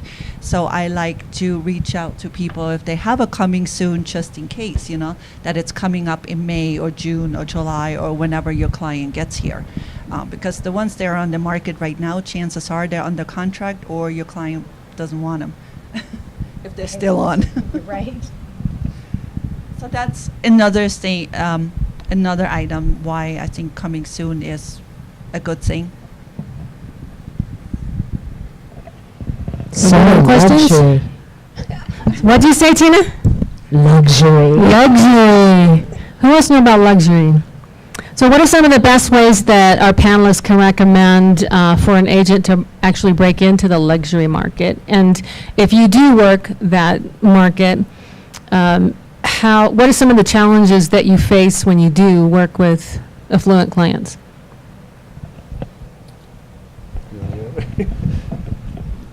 So, you guys are going to laugh. I grew up in a trailer in St. Louis, in the hood. So when I got into real estate, I was scared to death of anything over $200,000. I thought I wasn't competent, capable, or worthy. So for the first several years of my career, I had a really hard time getting that out of my head. It was self-inflicted, self-imposed, and I just didn't think I was worthy. So over time, being a slow learner, over time, my price range gradually increased. The people who I sold a $50,000 house to bought a 75, bought a 150, bought a 3, because I had built referral business. Well, over time, I started realizing that that was a mental issue for me, that I needed therapy, and and that I had to shift my mindset. So I learned over time where I was going and what I was doing and what I really wanted to do. And so I really wanted to be in the luxury market. I wanted to overcome that mindset that I had. So I had to read a lot. I had to learn a lot. I had to listen to other people. And eventually, the light bulb went on and I went, wait a minute, I'm really good at what I do. I'm competing against these other people and I am just as good as them or better. And I can now sit in front of a seller who's 1 million, 2 million, 3 million, 5 million, and I can have a conversation directly with them and be right there with them. And I don't feel inferior. I don't feel, and I know this is kind of deep for you guys, and I'm really sorry, but I wanted to share this with you because when I read that on here, I got choked up and I went, you know what, I got to share this. I have to share this because this is really important to me and it might touch somebody else.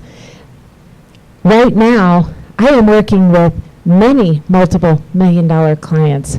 I do have to research. I do have to find out where the advertising is in the news, the World News Report, the national papers, the this and that, as far as I'm hiring a high-end stager to make sure that it shows well. I'm doing the drone photography. I'm doing all this extra marketing, super glossy, high impact, blah, blah, blah, because that's what that seller deserves and expects, because that's what I've learned. But as far as being able to talk to them, that was huge for me. I can do that now. And breaking into that market, it is easy for me now. It's easy because once you start talking in that market, who do you know? Who do you know who is like you that needs somebody competent and confident and who can help you because they're just like everybody else?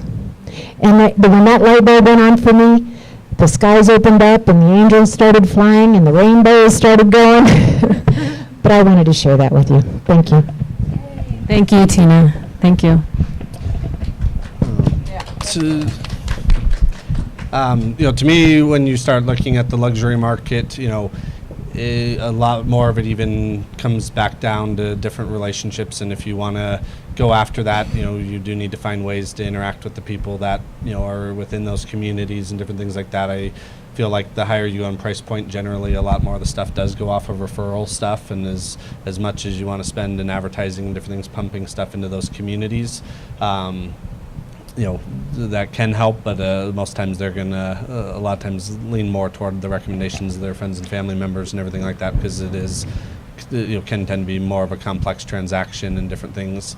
The other thing is, I think, really delving into and learning specific things about different ways to market, learning and again having more of a reason behind why you do what you do. So this last year I took a $1,500 course on how to shoot video, more so not that I'm going to go shoot my own video, but I want to understand exactly what I'm asking for from my photographer to produce a certain end result there that can make a drastic difference. And I think sometimes it's great to bring other professionals into that process, but if you don't understand what you're trying to create and you're not the kind of conductor of all of that, you're reliant on somebody else's vision for that marketing there. And so as good as some of like the photo and video companies are in town, if you leave it up to them to produce a product for you, it's going to look the same as if they did it on everything else. And so the more that you can delve into and learn what different avenues are out there, and then how to make those things differently or look different.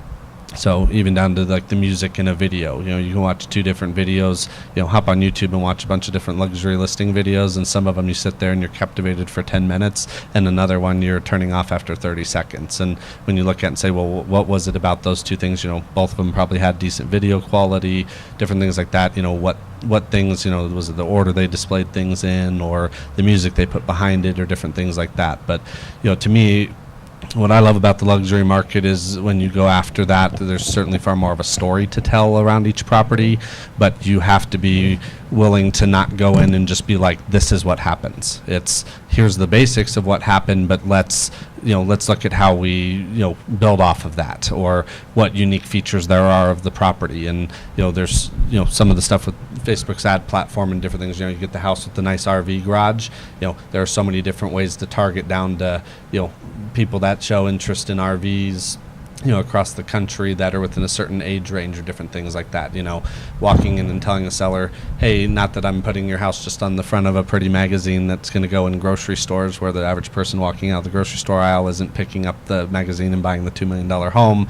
Let's get really targeted with some of the things that are specific to your house. So, I love the fact that you get to tell more of a story, the more unique a house gets, but I think that requires you delving into and figuring out how will you do that, and then having the knowledge base to communicate that to a seller as to why you're going to do certain things a certain way, and what you hope to accomplish out of those. How did you get started in luxury? For me, I haven't done a ton of it. I've done more of it on the buying side, and that was just a matter of sheer number of leads and different things. And then some of it has been putting out market update videos about that kind of stuff. Even just I've got separate branding I use, so I've got the Pruitt Group team branding that I use, and I've got a Lux by Pruitt Group that I pair with the Remax collection stuff. Even if that's for one house a year, the fact that I've got everything dedicated and detailed to it. If I walk into a seller's house and it's like, hey, here's the little bit of different things we do with an approach on the house over even $500,000 or $600,000, and different things, and different ways that we think about and approach things and all that. It's amazing how far just some simple branding like that will go. I have people ask me that a lot, like, you do a lot of luxury stuff, and I'm like, not really. Like my average sale price is in the low 300s and has been for. So you've created that perception, I think, online. Yes, I've created that perception. Started out with creating that perception online and with different branding and different things. And I don't think you have to dress super fancy, drive a fancy car, different things. I've always dressed up more and everything, but that was mainly because when I started in real estate and I was 19, nobody took me seriously if I dressed normal, because I looked like I was 16 at the time. Yeah, and so I've always geared that, but I've tended to find the few $1 million things I've sold. Honestly, most of those people I've worn jeans and a blazer and a T-shirt with far more often than I have stuff in the $500,000 range type of thing, because half those people are far more laid back. So I don't think that comes into play hugely, but some of that stuff I've been decently consistent over the years with putting out a certain quality of things, and I think that does pay off in some senses when everything that somebody sees from me is consistent in a certain way, down to quality of business cards, and I try to carry that down through all price points. There's obviously more money that you can justify spending the higher you go in the price point, but to me it's really just figuring out what that message is you want to communicate and everything, because people love when you're passionate and care about it. I can geek out over marketing stuff and Facebook's ad platform and everything, and if I talk to a seller for 20 minutes about how I'm going to build an ad campaign specifically around their garage, sometimes that works, sometimes it doesn't, and they just think I'm ridiculous and that I'm way too focused on that. So, But finding those things where you can try to communicate that passion behind it and everything can help people see how bought in you are to that versus just, hey, here's the 10 things that we do. Is there any difference in the way you communicate with the affluent sellers or buyers compared to, say, the median class? Not really. I mean, to me, all of that's very, very similar. I mean, I think it's easy to build that perception in your head, like Tina was talking about, that, oh, I need to speak a different language, or I need to act a different way, or different things like that. And it doesn't matter how much money people have. People are people. And it's a matter of finding common point and common connection with them. And I think that's almost half the time easier with somebody that's affluent, just because they tend to have a lot of times more specifics in what they like doing or different things, or it's at least more apparent as you get to know them, of what some of those things may be to try to connect over. And it's getting that limiting belief out of your head of, you don't need to live in the multi-million-dollar house and live the same lifestyle as them to, have them respect you for what you do. And the better you know your stuff, the better you know the stats, what's happening in the area. The more limited sales and that type of stuff mean that we need to be even far more detailed with our knowledge of it. And the great thing is it's almost easier to pull all that together and build a case around why you believe what you believe and what you're telling them, just because it's not so convoluted. It's a lot clearer a lot of times what direction that needs to go, and that's where you're not going to always appease every one of them, because it's going to be that you have to be a little bit more definite in, here's why I'm going to do things the way that I do, and that's going to work for some people. It's not going to work for others. Exactly. Thank you. Any questions on luxury? Nope. Okay, team building, right? Building a team. How many of you have teams currently? Somewhat. Okay. So can you give us an idea of the structure of your team and who are the team members, positions, et cetera? Sure. So over the last couple of years, I've had at any given time typically 1 to 2 agents that work on the team. I've done things a little differently. A lot of teams bring in people, generate a lot of leads, have them on a 50-50 split or something that's, either equal or greater to the broker. I, at a lot of points, haven't had that excess of leads, and so I've looked at and said, okay, if I can help bring to the table the back-end systems and processes and some of the marketing and different things, and then cover upfront costs, I've tended to structure that more with like a 70-30 type of a split to team members, where I'm just basically giving them the business structure to run within, and not so much providing leads. So that's worked well with some that have gone out, and I've really looked for more the person that wants to build their own business, with the understanding that means they're only going to be with me 6 to 12 months, and I would rather 10 years from now have 30 people out there that have built a business and are sustaining, than just have people that are with me for 2, 3, 4 years, because they're dependent on the lead flow that I provide.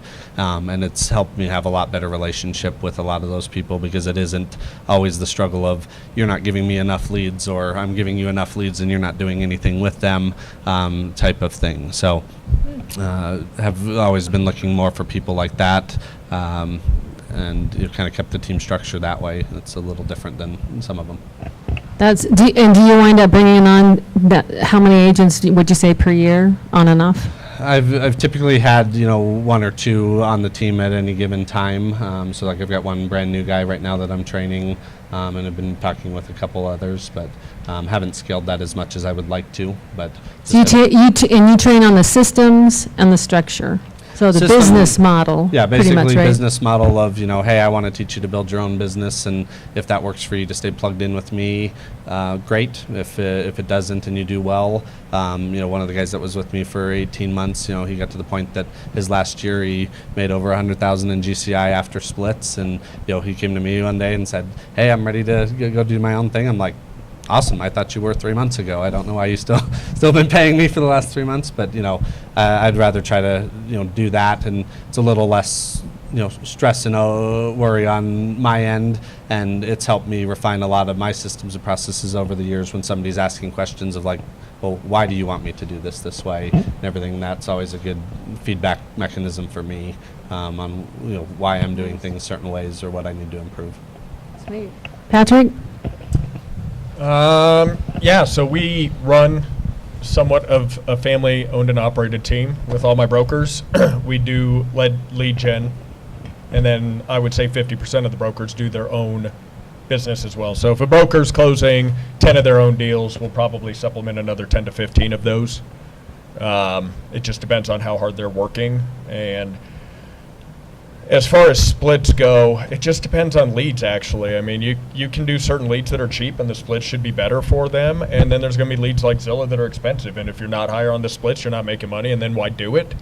So I think that's something everybody has to look at their own business plan and kind of determine where you're headed with that and how and what the expectation is. Remember, regardless, if you build a team, they're either employees or they're independent contractors. And if they're independent contractors, that means you can't tell them to do everything, right? You can't say be here at 9 and you're leaving at 5 because they're not an independent contractor anymore. So you're always running this fine line on what you're expecting unless you're going to hire them. And if you want to hire employees as brokers, that business model is there and available.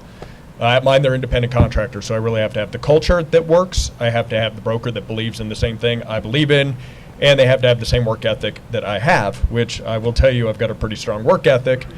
So, they've got to compete with me pretty straight on because I'm just always going. So, between the two offices, I've got 10 brokers, and it's turnover too. I mean, the fact is you're building people and people are going to leave because your culture may or may not work long term for them. So I would say that you are in a constant flux of knowing that people are going to move out of your team structure into either their own independent deal, and you've got to be ready for that, right? So I think that's just part of the business. If you can build people to be their own person later, you've left a legacy that most can't do. Awesome. Anyone else? Tina? Manuela? Well, Monica has a team. She has a buyer and a seller team, and we work kind of a little bit different because it's between independent team agents and employees. So we have 5 listing agents and 10 buyer agents, but then they also don't have to lead generate. We also have, and if Jessica, if you're watching, even if I told you not to watch, but Jessica is our seller team, so she sets all the appointments for listings. So the agents just have to go to the listing appointment, and she prepares the package and everything for them. Same on the buyer side. We have a buyer. What you call a buyer agent, specialist? No, it's Inside an sales agent? inside ISA. person who just gets the leads, get them pre-qualified, and then hands them over to the agents, and that's on the team. But it's combined between independent contractors and employees, so they are full-time. And then we have transaction management, which is another full-time, but then the agents really don't have to deal with, collecting receipts and paperwork, and so that's all behind the scene done by the transaction coordinator. And we have a whole marketing team, so it's kind of like everyone is working together, and the agents are out in the field either getting the listings or selling. And then we do have independent agents where they have the team support, where when we get, because some agents in the summer or whenever, they get burned out because they're just selling, so they want to take a break for a while. And then we have independent agents that we can kind of send the leads to if we have an overflow of leads. So that's how we kind of set up. Nice. Okay. So what are the biggest lessons that you've all learned from having a team, pros and cons? I've gone through a lot of team members where I just wanted warm bodies and somebody to call on leads and things like that, done a lot of lead generation. Probably the best thing I did was hiring a coach so that I could learn how to incorporate what my vision was with my team. And I now have a team that I absolutely love. My partner, Michelle Hammerton, Jennifer Blanco, and Emily Hammerton, Michelle's daughter. I can't tell you, I wake up blessed every single morning with the team that we've built. It's all the same culture. We're all pointing in the same direction. We all have the same vision. We have an amazing coach that is helping guide us, teach us, and we all know what the vision is, and we all bought into the vision. It is scalable. So when we get Realvolve online and get all of that system, we are going to expand, and anybody that comes to us is going to understand what our vision and direction and culture is, so that we can all realize and recognize our dreams, because it's about life. It's not just about making money. It's not just about, how quickly can I get in, get out, whatever. My vision isn't everybody's vision. And they say hire slow, fire fast kind of thing. I want somebody who is with me to recognize that we are a team, and that everybody needs to have that same vision. And if not, that's okay too. They just have somewhere else to serve. The lessons learned are, I didn't know exactly what my vision was, so how can I convey it to my team, or how could I convey it to somebody else? Now I am much clearer about who I am, what we want as a team, and where do we want to go from here. And most of that, I will say 99.9% of it is, how can we serve our clients better? How can we do a better job at what we do? How can we make sure that they are entrusting us with their biggest asset in their life, and how do we continue to earn it? That's where I'm at. Who's your current coach? Roy Workman, Success Systems. Thank you. And what do you think the future holds for teams versus a solo agent? Because I hear a lot of talk going around nationally about the solo agent's going to be phased out because the teams are all going to take over, and the solo agent won't be able to make it on their own. What is your opinion?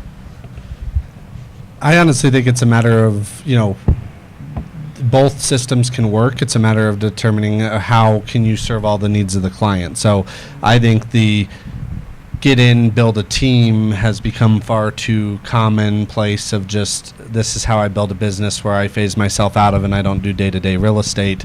And you've got too many people that come in and a year in are having a team of 10 people, but they're doing 50 transactions. I think, too often, a team used to be built out of necessity of, I have way more business than I can physically handle. Therefore, I need other people to do it. And I do believe there are times where you want to go and build that structure so you get to where you want to be volume-wise, or you create a certain lifestyle for yourself. But, both can work. The agent that, wants to do it all themselves can serve the client better half the time, because there's not things being split between 5 or 6 different people. And I also think at the end of the day, it's a matter of you've got to look at, why are you building a team? Is it to leverage certain lifestyle? Is it to just say, hey, I've got the team, or different things like that?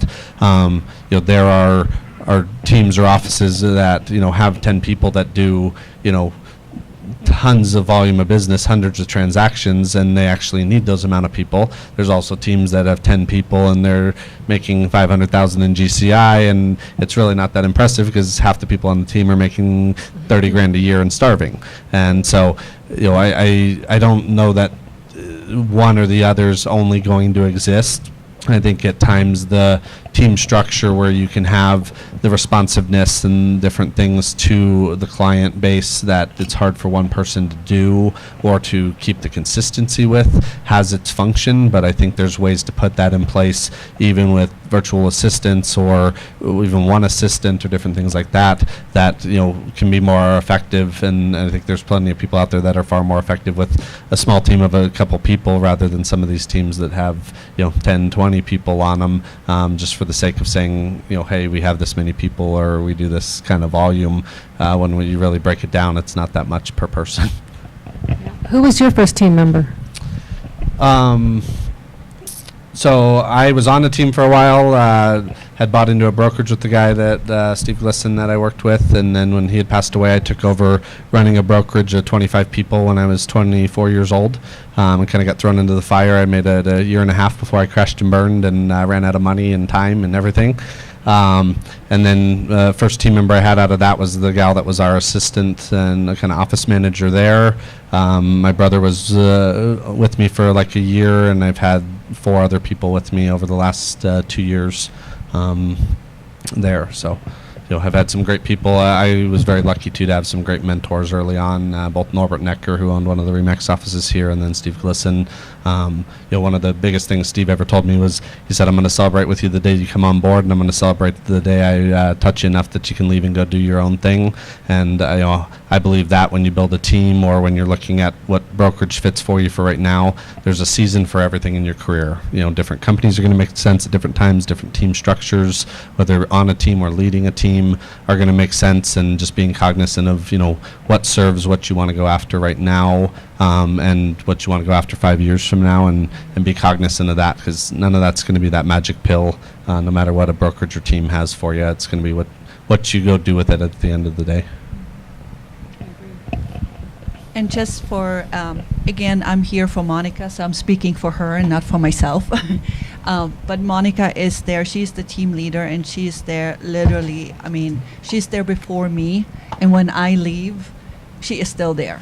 And to me, this is huge, because she is really invested in her own business. And a lot of what I see, a lot of people that build a team, they think, oh, now I can just take a step back and just stay at home or travel or do whatever you want to do. But it's just like in every other business, once the owner leaves, what is the saying? The cat's, Yeah. what is it called? While the cat's away, the mice will play. Correct. But Monica, she has a high work ethics, and she works, sometimes I get emails at 1:30 in the morning and I'm asleep, and I'm like, should I wake up? Should I answer that email? But she has, just like, she is there all the time. And I feel like when you build a team and when you have a team, you're responsible for your team, and you need to take care of them. And vice versa, and then the team members will appreciate that, and the employees will appreciate that too. But you just cannot just step back and say, okay, now I have a team, and let them sell and let them do whatever they want. That's not the case. So if you do want to form a team, I would just highly say you're probably going to work more than your team members. That was going to be my next question. You take more time off while you earn more, or do you work more? Well, the one thing is that Monica, she is into cycling, and she can't take the time off, even though she's always now, in this day and age, we have the phones and the virtual tour, the assistants and everything. So she can stay connected, even when she goes on cycling tour, or she goes to Europe to see her family. She's always connected, with us somehow.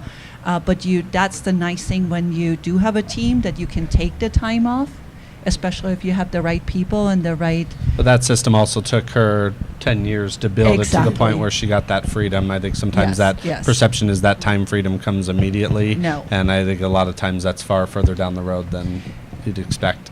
Yeah, and taking the time off, it's not really taking time off. It's going away and still being available via phone, email, anytime. So yes, you can go away, but you still have to be available. But it does have its good things, because if you go away, you know that there is somebody who will still take care of your business. Because when you're a solo agent, the one thing is, and we all know, you take 1 week off, and 2 months later you feel it. And then it's like, whoa, what happened? Just that 1 week held you back for another 2 weeks, 3 months down the line. So I guess when you have a team, you don't have that. You can always rely on your team members. So there's always, a pros and cons to that. I will tell you that having a team for me has allowed me to leverage the things that I'm good at, or the things that I should be focused on, rather than things that give me brain damage. Like, I don't like numbers. I don't like, statistics. I don't like any of those kinds of things. I'm belly to belly, face to face, enthusiastic, excited. You can tell because I'm up here, I get all excited. But, I don't like doing all of those other things. And one of the things that has been a blessing to me, having a team, is that Jennifer's really good at what she does. Emily's really good at what she does. It took a long time for me to let go of that, because I think I know everything, and I'm better at it than everybody. And and that nobody can do it as good as me. But one the lessons that I've learned is that ain't true. They are much better at it than me. All I had to do was let go, and they've been yanking it away, pulling it away from me. I am so grateful because I feel so supported and loved in that. I feel so encouraged, and, you know, they got my back. So when I do have to take a break and recharge, I know they're there because we're all focused on the right direction. The cats are focused in the right direction. And you started that's- with a partnership, right? Huh? Yeah. You're a partnership? Yeah. So you went in partnership. So you do the things you're good at. She does the things she's good at. Yes, ma'am. So it's kind of like split half and half, the Yeah. team? Okay. Yeah. That's good. And I think the key is, again, to trust the people that you work with, the agents, the staff, everyone around it, and that you're on the same level. Like Monica has everyone doing how she wants her listing presentation done, how we have to treat the buyer. And, you know, if somebody is not on board and wants to do it their own way, then maybe they need to form their own team or just not be on the team. But it is ultimately her name that's on the line. And for anyone who has a team, it's their name and their reputation and their reviews. And we all have to respect that. I would say if you haven't read the book, The E-Myth, I would put that on your to-read list because it's going to tell you whether or not you should even run a business. I mean, that's at the end of the day, it is not for everybody. Sometimes the business you're currently running is more fruitful with more freedom than trying to run a business maybe you're not meant to run. And the E-Myth breaks that math down for you. So when you get done with it, you're like, oh, look at this. My personality's not even built for that. Good thing I didn't go down that road. So I would recommend that book to anybody who is starting their own business, even as a realtor. Not just a normal realtor, you're running your own business. You try running a team now you're responsible for more people's business and more people's business. And I've been with Monica. I can tell you personally, running 10 brokers, 9 employees, and 2 offices, I am never off. No, I'm never off. Somebody's got to get a hold of me because ultimately a question's got to be answered that somebody else couldn't answer because I'm on the line for it. And I was riding with Monica for 18 miles, and she was video chatting team members on her bike, pedaling. Oh, my goodness. And so we're driving up the road, and I'm like, doggone, this girl makes me look like I'm slacking. Like she has her phone mounted on her bike, and she's talking to people. So if that's like, I mean, Monica didn't get to where Monica is by being a slacker. And so she puts 110% in her business. So I can guarantee you Monica's numbers are massive because she put a ton of work into it and continues to put a ton of work into her business model. So you just have to be prepared for that. We were at a Coldwell Bank or a Century 21 franchise, and I'm talking to the top franchisee in the Century 21 deal, and he's like, so you thinking of franchising? I was like, well, I mean, we get hit up for this stuff all the time. We've been family owned and operated now going on 40 years in Colorado Springs, and he's like, don't do it. Don't. He's like, you need to have 300 to 500 agents before you franchise and make sense. Are you ready for that? I'm like, no, that's not what I want to do. I mean, that's just not me, and I realized that, and so, that just wasn't my passion, and I think you need to know if that's going to be your passion and your goal.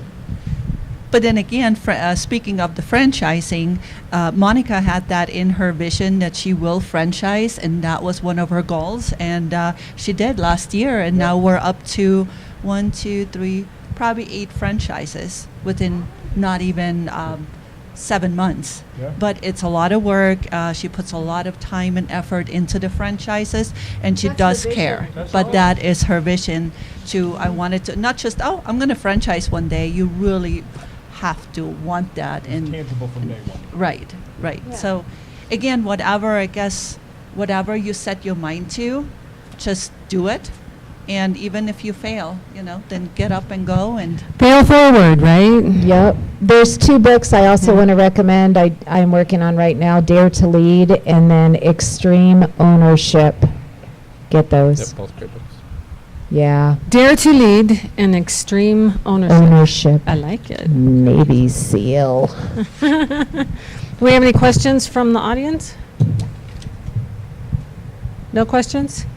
Who wants to build a team? Who wants to stay solo? Build a team? Who's building a team? Okay, so the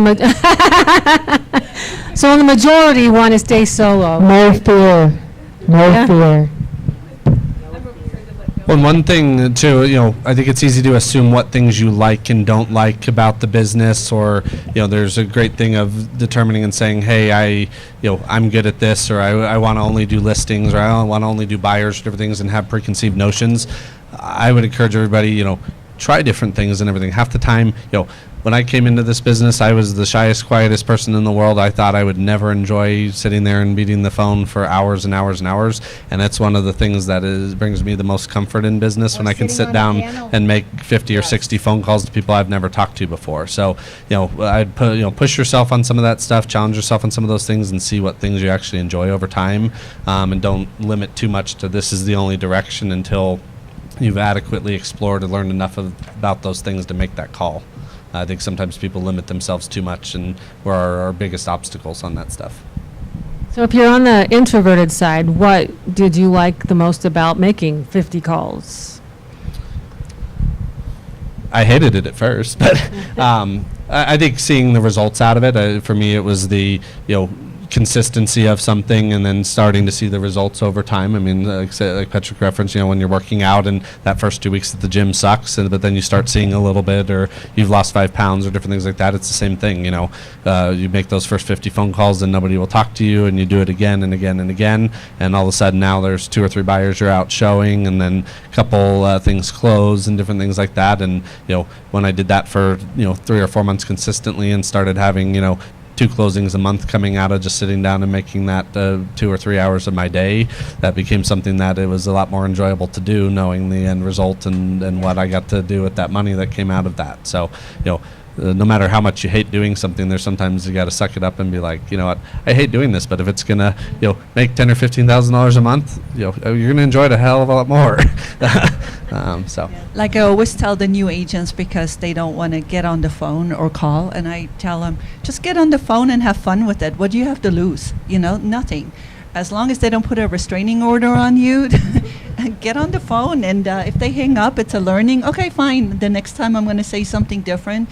And probably they do get on the phone, and I am told, you know what?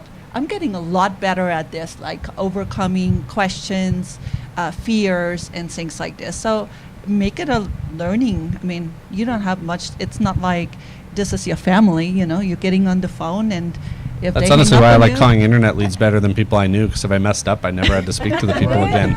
So if I messed up with somebody I knew, I had to live with seeing them the next week. So Just like me coming here right now, I mean, Monica had, the a hardship, so she said, can you go for me? And I'm like, no, I'm not you. I can't do this. And she goes, no, you're going to do just fine. And I love talking to people, but sitting up here, I had fear coming here, especially I am, right? And I am not Monica. And I'm like, Monica, they're expecting you, not me. And she goes, no, you're going to be doing just fine. Just go. And I'm like, okay, I'm going to do this. I'm going to overcome my fear, and I'm going to do it. And I told you when we're sitting at the table. And, yeah, being nervous. And I'm going to walk out of here and going like, yes, I did that. Yes. So. Well, bottom line, it's agents helping agents, right? I mean, we all need to change. It's my philosophy. We all need to be a part of changing the industry. It needs a lot of help. And if you have 10 plus years tenure in the business, you should give back. Everybody needs to find a way to give back to the industry, because there's a lot of blood, sweat, and tears that go into real estate. It's a lot tougher than I ever thought when I got my license. But it's just a matter of what do you want to do with it, and how do you want to help the newer agents succeed. And even the ones who, been in the business for a while, they can learn something new. We can always learn something new. Every year, we can learn something new. That's the thing. To me, continually be a student and everything. This year, after 13 years, I went back last year and broke down everything that I did in my business, got rid of half the stuff. I read close to 70 books last year, spent about $20,000 on different courses and different things like that, just to delve back in and be like, am I doing things the way I want to do them? And, I think sometimes you've got to do that and really, constantly question, why am I doing these things? What else do I need to learn? And never get to that point of saying I know it all, because as soon as you do, that's where it bites you. All of us know it all, right? That's That's almost exactly what. So what is the best advice that you can give for a new agent starting in the business, or newer, I would say maybe under 5 years? Treat it like your business. When I first started here, I had an agent that I admire. She's still in the business. She's about 79 now, but she's still selling. And the advice from her that I got, she goes, I drink my coffee in the morning, I get dressed, I get up, I treat that like a business, and I'm going to the office and I work. And I said, what do you do? Like, what should I do in the office? And she goes, you'll find something to do. You just be there and be ready. And it's true, when you do that and you get up and you're dressed and you're going in, your mindset is on working, and you feel like, okay, what do I work on now? And ultimately it will come to you when you're ready for it. And I just feel like treat it like a business. You're independent contractors. Nobody can tell you what to do, and it's very easy to kind of go to the mall and go shopping, or stay at home, or take your dog for a walk. Very easy to get sidetracked. But if you treat it like this is your business and you can make any amount of money that you put your mind to it, and you, I hate to say it, hustle, then you will make it. So stay focused and treat that like a business. Yeah, that was the same thing I learned from my very first mentor, was suit up and show up. And make sure that you ask for advice and are consistently learning every day. And then also, make sure you know what your why is. Why do you get up every day? Why do you go to work every day? Know that you are your own independent business. You are the CFO. You're the CEO. You're the you are the chief bottle washer, the janitor. You're everything. And making sure that you're really clear about what you want in your life, and what kind of service you want to get into, I think is really huge. Yeah, so I train a lot of new brokers frequently, but I would say, like, when I got into business, I was fortunate because my uncle and my dad worked there, so we only had 4 agents at the time, right? And I ended up we had no training. It's 1994, and so it was kind of trial by fire. So I would sit with the realtors and just listen to how they handled calls, right? And I would pick up scripts and I would apply them. And I pick up this buyer, and I am going up to Woodland Park whenever they call, right? It's in the $295 price point in like 1998. So this is a pretty high-end sale for me. And so every day I'm driving up. Sometimes on Saturdays I'm driving up. I keep showing her houses. She's a total pain. And one day I get a call from my lender, and my lender says, your buyer just bought a house. And I'm like, no, she did. She's like, yeah, I just got the contract. And I was like, holy smokes. So I called the buyer. She says she walked into an open house. They were going to be competing, and she had to write right away, right? So now you're like deflated. And I walk into my uncle's office, and I sit down, and I go, Uncle John, my buyer that I've been showing houses to for 2 months just bought a house from the agent who was sitting open house. And he says, you know what, nephew Patrick?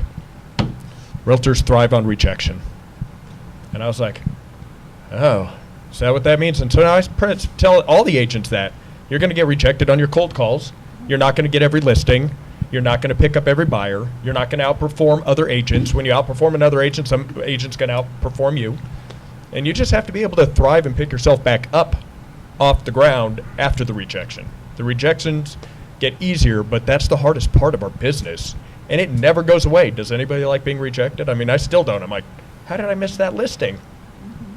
My dad always just told me that if you want to fly with the eagles, don't hang with turkeys. So I say put yourself around motivated human beings. If they're not hustling, then you're probably not hustling. And if you're not hustling enough and you get yourself around somebody who's moving a lot of real estate, odds are you're going to move a lot of real estate. You just want to be around the people who are going to bring you up to the next level. Don't let those drag you down to the next level. The naysayers are terrible on your ego and your motivation. So if you're like, I'm going to make 100 cold calls today, and they go, it doesn't work, it's probably not the person to work around. I mean, 100 cold calls is probably going to land you a deal. It's just the stats. So stay around positive people and get used to the rejection and keep moving. After this minute time in in the industry, we've all been rejected plenty, and we all picked ourselves up and kept pushing. For me, it's the same lines along this, but just really not feeling entitled to anything. Too many people, I think, get into the business and say, "Oh, I'm licensed. My family and friends and everybody should use me because I'm licensed." And at the end of the day, at that point, a lot of times you have no value to bring to anybody. You need to find ways to learn things, to create and actually be valuable, to the people that you serve, to your friends and family, and different things like that. And so, put in the work, treat it like a business, go into the office, dress up, get there and do it. And that stuff, it's amazing how it will play out. The first year I was licensed, I think I only closed 2 transactions, but the gentleman I worked with at the time was the broker for the office, and he'd make me review every contract that came through the office because he sat down and read every file. So I probably read 500 or 600 contracts in my first year, and I hated it at the time. It sucked. I didn't like spending hours a day doing it. But there have been a ton of times over the years where something I saw in one of those or had reference to or different things like that has come back to serve me well. And so, constantly being a student and not ever feeling too good for something. It's again, that's too easy to pigeonhole yourself and say, "Oh, I don't do this type of stuff. I don't work this type of transaction. I don't want to do the $60,000 condo deal," different things like that. I don't care how long you've been doing this, how much real estate you've sold, how much money you made last year. You're not too good for any of it, and you never know where the next big thing or that next best relationship will come from. And just try to never take that for granted. So what advice do you have on leadership in the industry? As far as Being a leader. being a leader within the industry, I think for me that's really a matter of conducting business the way you want to see people treat you back. Communicating well with others and different things.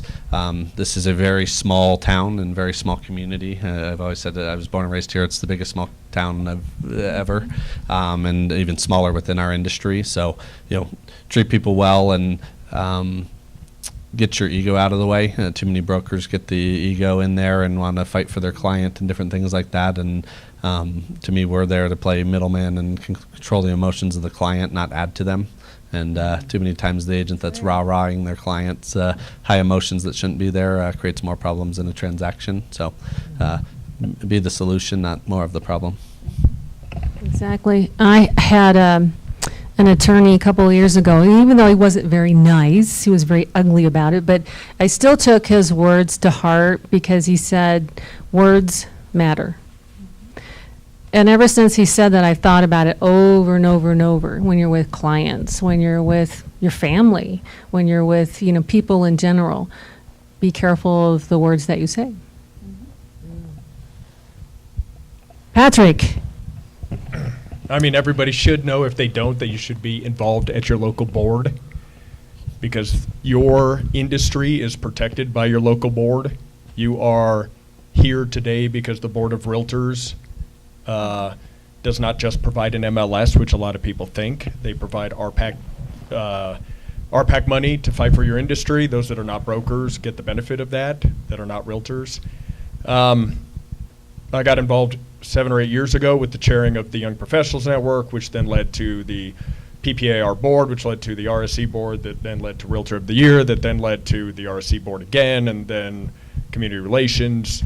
The only thing we can leave for those behind us is a good industry. And if you're not involved and you're just looking out for yourself, then I think you're doing a disservice to the rest of the people who went and forged this business for you, and you get to enjoy it now. And maybe your calling to leadership's not today. And I totally get that. Mine wasn't for about 15 years of my career, but when it called, it was big, and I could make a big influence. Be there for other brokers. There was a time period I'd have to reach out to people and ask questions, and now I have brokers who reach out to me and ask questions. I think that's all we can leave behind.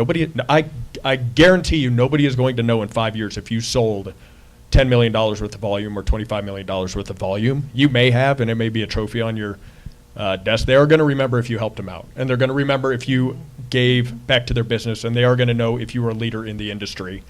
And from there, nobody's going to know. I can name brokers right now that if you haven't been in business for 15 years were the top sellers when I got in, and they're gone and people don't even know them.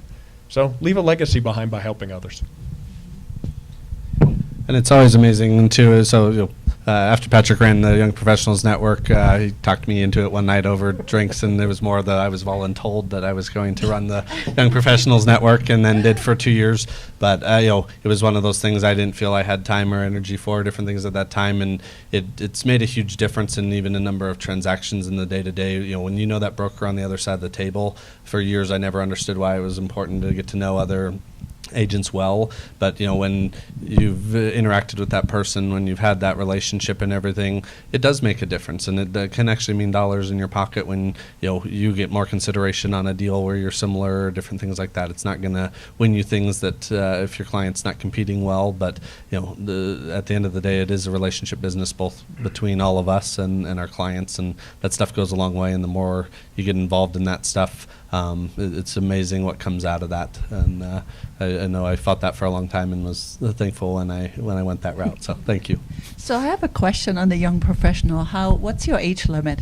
What's the cutoff? Because I was like, maybe we need to form a seasoned we one. We definitely need the next one up. I get that a lot.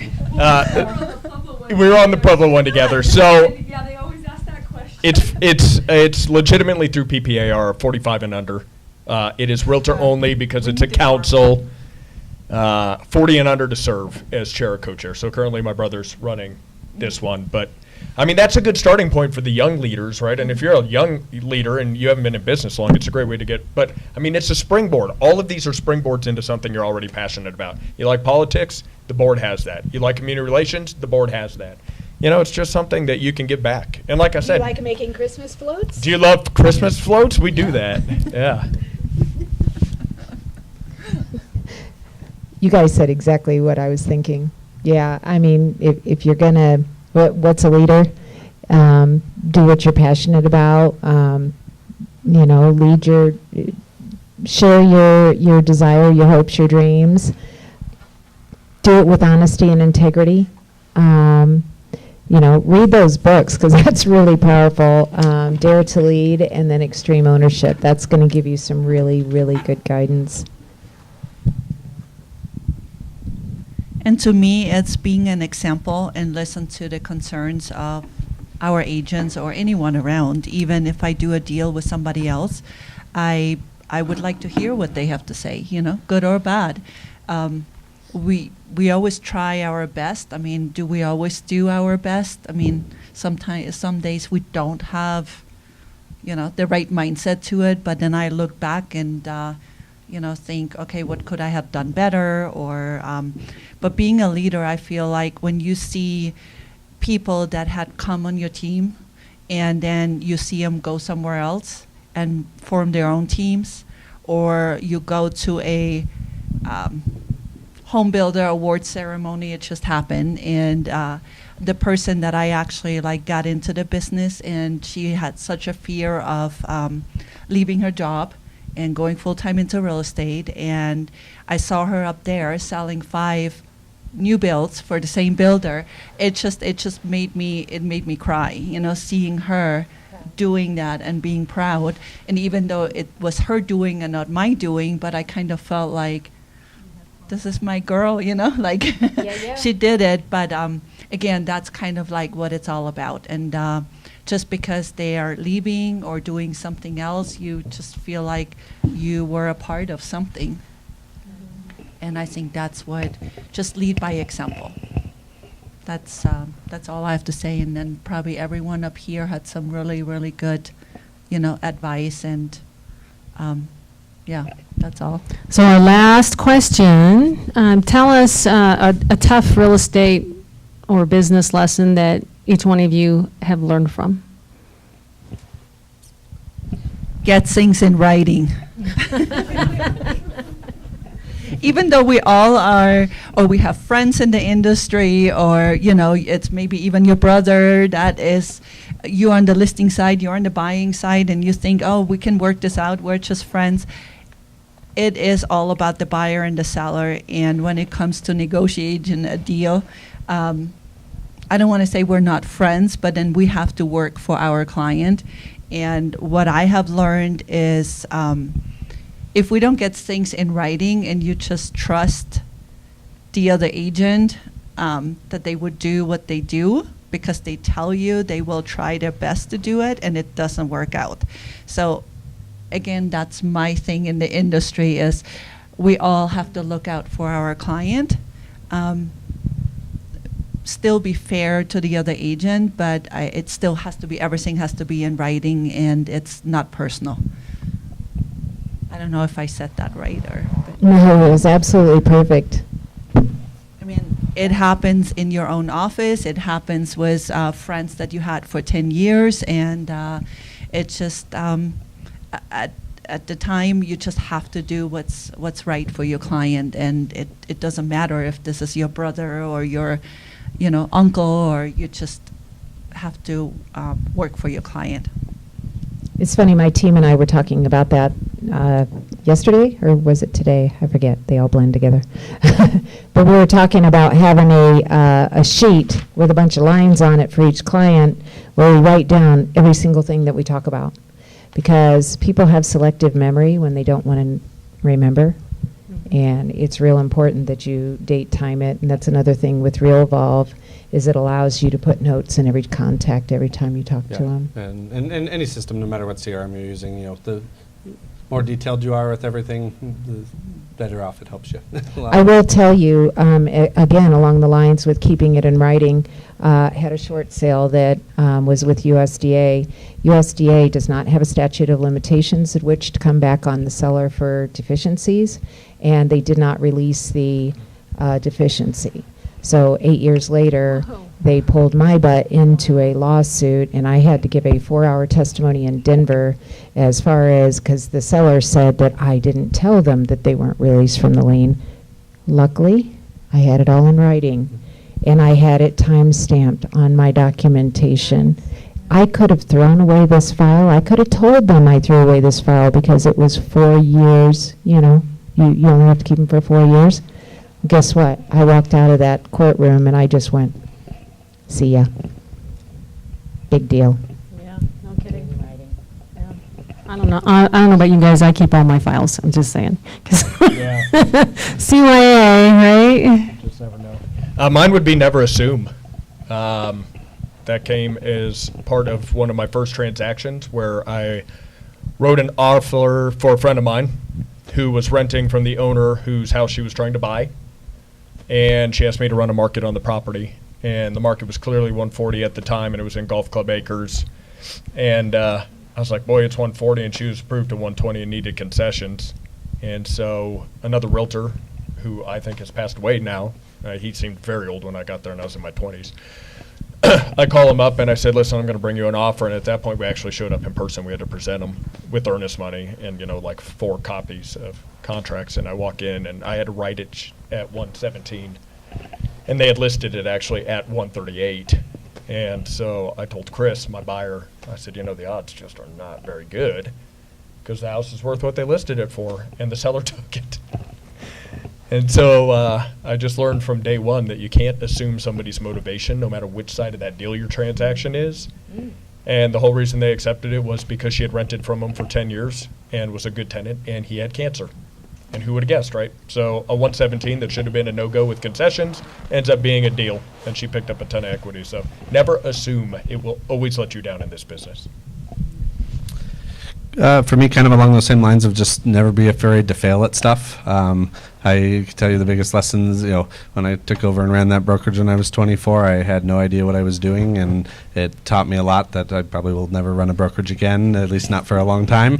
But it taught me a lot about myself and everything. But, I have wasted more money trying different products. I've done a lot of different things that I haven't been good at to know for sure either, hey, I'm not good at these, and or hey, this is something that I can actually be good at. And when you're not afraid to fail at those things and you learn from each of those, it really over the course of career defines what things you're good at, what things you can excel at. And I'm thankful for all those things now. I didn't enjoy them very much in the moment, but looking back now, it's shaped my career drastically differently than it probably would have been had I not had a lot of those things happen. So thankful for those now. Thank you all for sharing. Questions from anybody before we wrap it up? You guys are probably exhausted. Yeah. Okay, so we have one more book to give away. Shoot. Oh, one last book recommendation, Never Lose a Customer Again by Joey Coleman. Walks through the 100 days from meeting somebody or from the sale and all the different touch points that you can have with them to really build a long-lasting relationship. So it's been one of the Never Lose a Customer Again by Joey Coleman. Out of all the books I read last year, it's one of the ones I've been delving back into as far as client care, client retention, type of things that I hadn't done enough with over the years. Miracle Morning's really good too. by Yes, there's Hal a Elrod. Miracle Morning for Realtors and Both. for their regular one. I haven't read the regular one, but I've read the one for Realtors. Do the regular one. Is that one Start different? with that one. Or, I mean, I do I do audible books. So I mean, from when I wake up in the morning, the first like hour I'm up as I'm getting ready, showering, everything like that. There's always an audiobook, and so I'll just listen through them on 1.5 times speed, and then any of the. On your Amazon Echo? I have an Echo. Sometimes on the Echo, sometimes off the phone. Start using it. Or different things, but then, I do that and listen through books just to determine which ones I really want to delve into, and then I'll set aside separate time to listen to them slower and actually go detailed notes and stuff like that on the ones that apply more to things I want to dig into. and in my car, everything that's, I always have CDs or MP3s in my car. I call it Automotive University. I don't listen to the radio. I don't listen to the news. I don't listen to the sports. It's always a book on tape in my car, always. Love it. Any more You're questions? taking that long drive to Kansas. My son lives in Kansas, so we're driving 6 hours, and there is no radio station or nothing. So there goes the book, and my husband goes, "Not again." So we have a winner. Guess who? Vicky. Wow, the power of concentration. You gave it to all the EXP. Look at all all the three. EXP agents All here three. to those Can you two. just say, bam, bam, bam. Yeah. You're welcome. Thank you all for coming. We appreciate it. We appreciate all of you giving your time to our industry. Thank you. Yeah. Very good. So thank you. And thank you Okay. making it easy for me, even though I'm not Monica. We'll tell Monica how bad you were. Yes. Well, I'm sure she was watching it. All right, everybody. Thanks so much for coming. We'll see you hopefully next year. Drive safe. Bye-bye. Thank you, Juanita, for putting this on. Yeah, don't trip over these.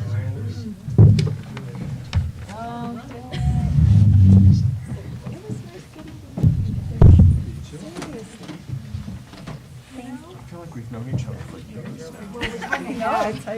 It's amazing to how often there's no interact, but not delve into that stuff more.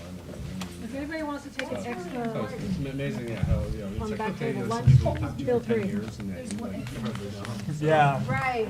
And I honestly was, I'm like, I'm sitting next to Tina and Patrick and Steve. I'm like, no, I don't want to go. I tried every excuse I could not to come. I'm but- so I'm glad glad you you came. didn't. So Yeah, I'm it's totally actually now, awesome. I am glad that I did it. And but fear. I said, Monica, no, just you go. And she goes, Next time Monica has an event going, you want me to take care of that? Right. I needed a day off. but Yeah. I'm like, no, I am not you. I'm not you. I'm not you. I'm like, who am I? You know, When you've nobody. been involved Like- with so much stuff here for so long and everything like that, you've got a great understanding of the systems and processes and what's built that behind that kind of thing. And so I think half the time when things like that perspective can even be more valuable to a lot of the I was gonna agents say, and that's everything like the that. hard Yeah, there's Yeah. there's the vision of it and everything, and then there's the actual execution behind things and all that. And that's I think so many things that's digging more into. Okay, what's the execution look like behind this? And I'm always, I have been, even for probably the last 20 years, I have always been the behind the scene person, kind of like, because I don't like to be You're in the the one that front. actually gets the vision. Nice seeing you. You too. That was awesome, But you What guys. is it I'm like? never like I out was like, front. uploads. But, Awesome. you know, Patrick, I'm Charla. I don't mind That's all right. training, I don't mind mentoring, I don't mind sitting with a whole group of people, giving them everything, but that took a lot to do, so that, that's I'm in my. Pueblo. I live Huh? there. Oh, I was shaking inside, Like the but, other and day, then for they me, called me like, it's because in Pueblo. this is, Yeah, I live out I by have the an lake. accent, Daniel lives so around that's the even corner from worse, me. you know, then you feel like you sit on stage and do people understand you, and, that's kind of like the other fear that you have. And so, We did a book club on it last year. Well, that's what I actually like. I was like, if Lana can do it, I can do this. That's I what was we like, did. oh no, she is doing it. I will do it. And it's funny, I don't hear her accent. And I'm like, you don't have one. And they're like, you really don't hear it? And I'm like, no, I don't hear it. But even my kids, my son, And everything that was wrong. my husband That is wasn't from Puerto manual, Rico. that wasn't I'm automated, that wasn't- Italian, if something German, happened. so we all have accents. And my kids, they don't think we have one. Yeah, they're just like, Mom, you don't have an accent. And their friends go like, really? Have you heard your mom and your dad? So anyway, well, nice meeting you too. All right, thank you. by the time we sold in 2000, by the time we sold in 2009. It was so fun. I like your work crashed.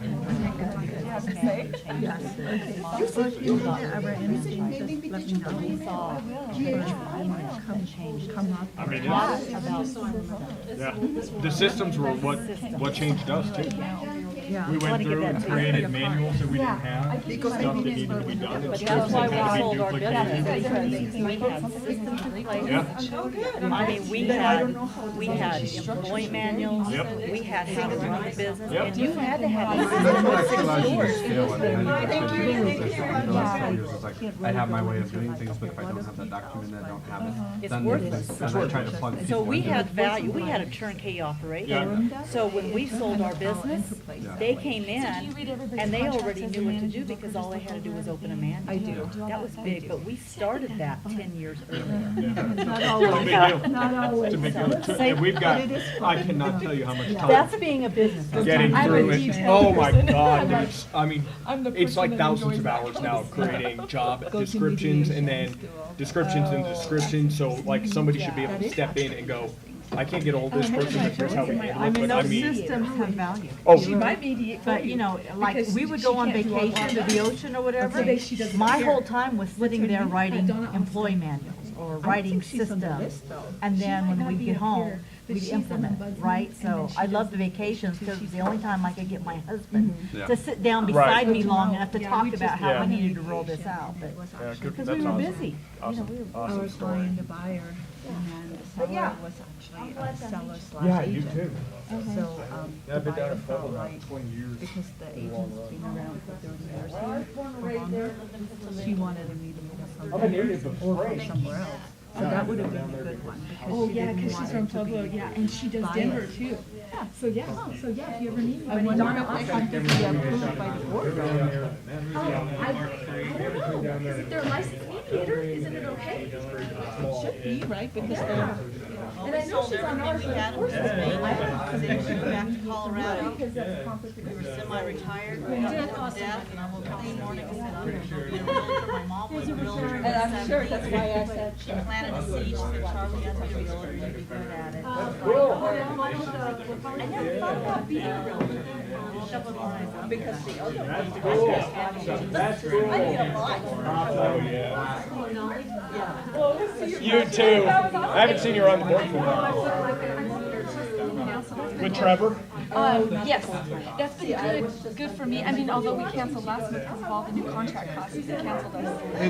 But yeah, I've been in there a year, and that was good. It's cool, right? That's a good experience for me. Yeah, I agree. I think all those I areas. was like, I need to stay in there and get some more Well, what are they, experience. 3-year terms? Yeah, 3 year now. Oh yeah, because Les is gone. Les Robbins is gone. Yeah, I thought that was good though. I mean, because we're at 3 Well, and and then, Jamie too. I mean, I like Jamie. yeah, but you need. You need some different people, some different, ideas. See, we've got 3 years and you can renew for an additional 3, but there's never 3 that are consecutive. So I may go on my second 3, but we've got 3 more coming in that are brand new.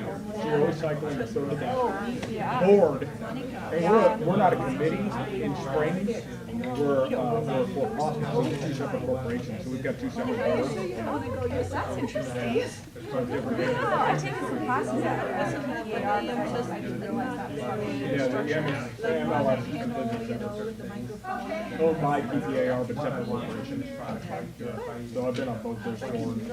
Hey, I didn't ask this question. Did you ever get your GRI or did you get these designations? Yeah, I just wondered if that helped. I mean, I think it's great for the education side, but I literally have But I'm not far in this already. I'm like, Most people don't even know what they are. well, I mean, some kids are like good on their cards. I think putting it on there, maybe you can pitch it, but I've never been like, I've never thought it, oh, not listening to you because you're GRI. Yeah, or your CRS. Or CRS. No, I didn't do the CRS. I was going to do the CRS, but they really watered it down. So my uncle actually was the CRS when the CRS was on the kid, and then he let his membership go. I have all of my credit hours, but I haven't paid for the designation. You have to pay for that designation. Yeah. But you used to have say to hi to prove like Monica. over 100 sales. to Oh get yeah, CRS. you still have to. You have to prove so many sales, But but not as many. Yeah, it's like 25 Yeah. and you can take class time, and my uncle's Yeah. like, that's watered down. You can take Yeah. class time and need to. So anybody can get those. Right, so you just take classes. So they kind of take the Well, value. you almost have Yeah. to be in maybe 2-3 years to get those enough to know. But 100 sales, 150, 200 sales, now you're talking, you know, you got 5 solid years. That's when my uncle got his. Oh yeah. I'd like to see if you're willing to share it. Yeah, about multiple offers. Yeah, of course. Yeah, I'll just send her. Because that's interesting. I just make these brokers on our phone.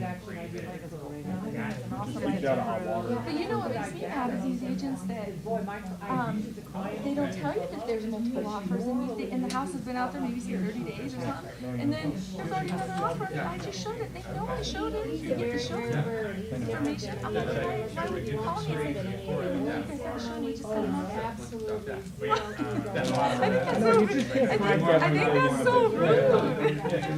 I always do that because I want, of course I'd want another an offer if I'm the listing agent. Especially with all these, like, if somebody's setting up through CSS, it's one email. Hey, we got an offer in there. It's not like I have to call 3 people. Yeah, and mine is showing time and it doesn't say. Same thing. Yeah. Anybody who's doing it, it's somebody. Yeah, you just send them out, we have an offer, everybody. Yeah. Yeah, if you just email me yesterday. Okay, that sounds cool. Sounds like you guys got a lot going on up here in Springs. Are you like working up here? Well, the majority of the brokers are out there, so I'm actually between the two towns every day.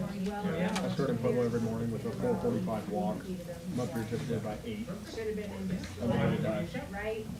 They'll stay up here till about 5, back and forth by 6:30.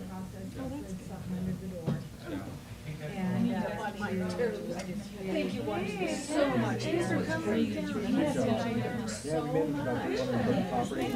Between here and Pueblo. Great job. These things are do that at Jones Healy. That's why we do it like here. Yeah. Like, Daniel will take them all. I think last time I checked the numbers last week, we had 320 properties. We sold a lot out of the system. But if you send yours in, we send it back, so it'll always be protected. So if the owner calls and it's like, hey, we're selling Daniel or something. He's a bag of fun. Oh, that's cool. Yeah, because I've sent you guys some rentals up here because I'm like, we don't do rentals up here, and I don't know of anybody else, you know, so I send it to you guys. Yeah, absolutely. So, yeah. Well, thanks. You too. I'll see you guys around. Miss Juanita. Nice. Have a safe trip back. Nice to meet you. Thank you for everything. You betcha.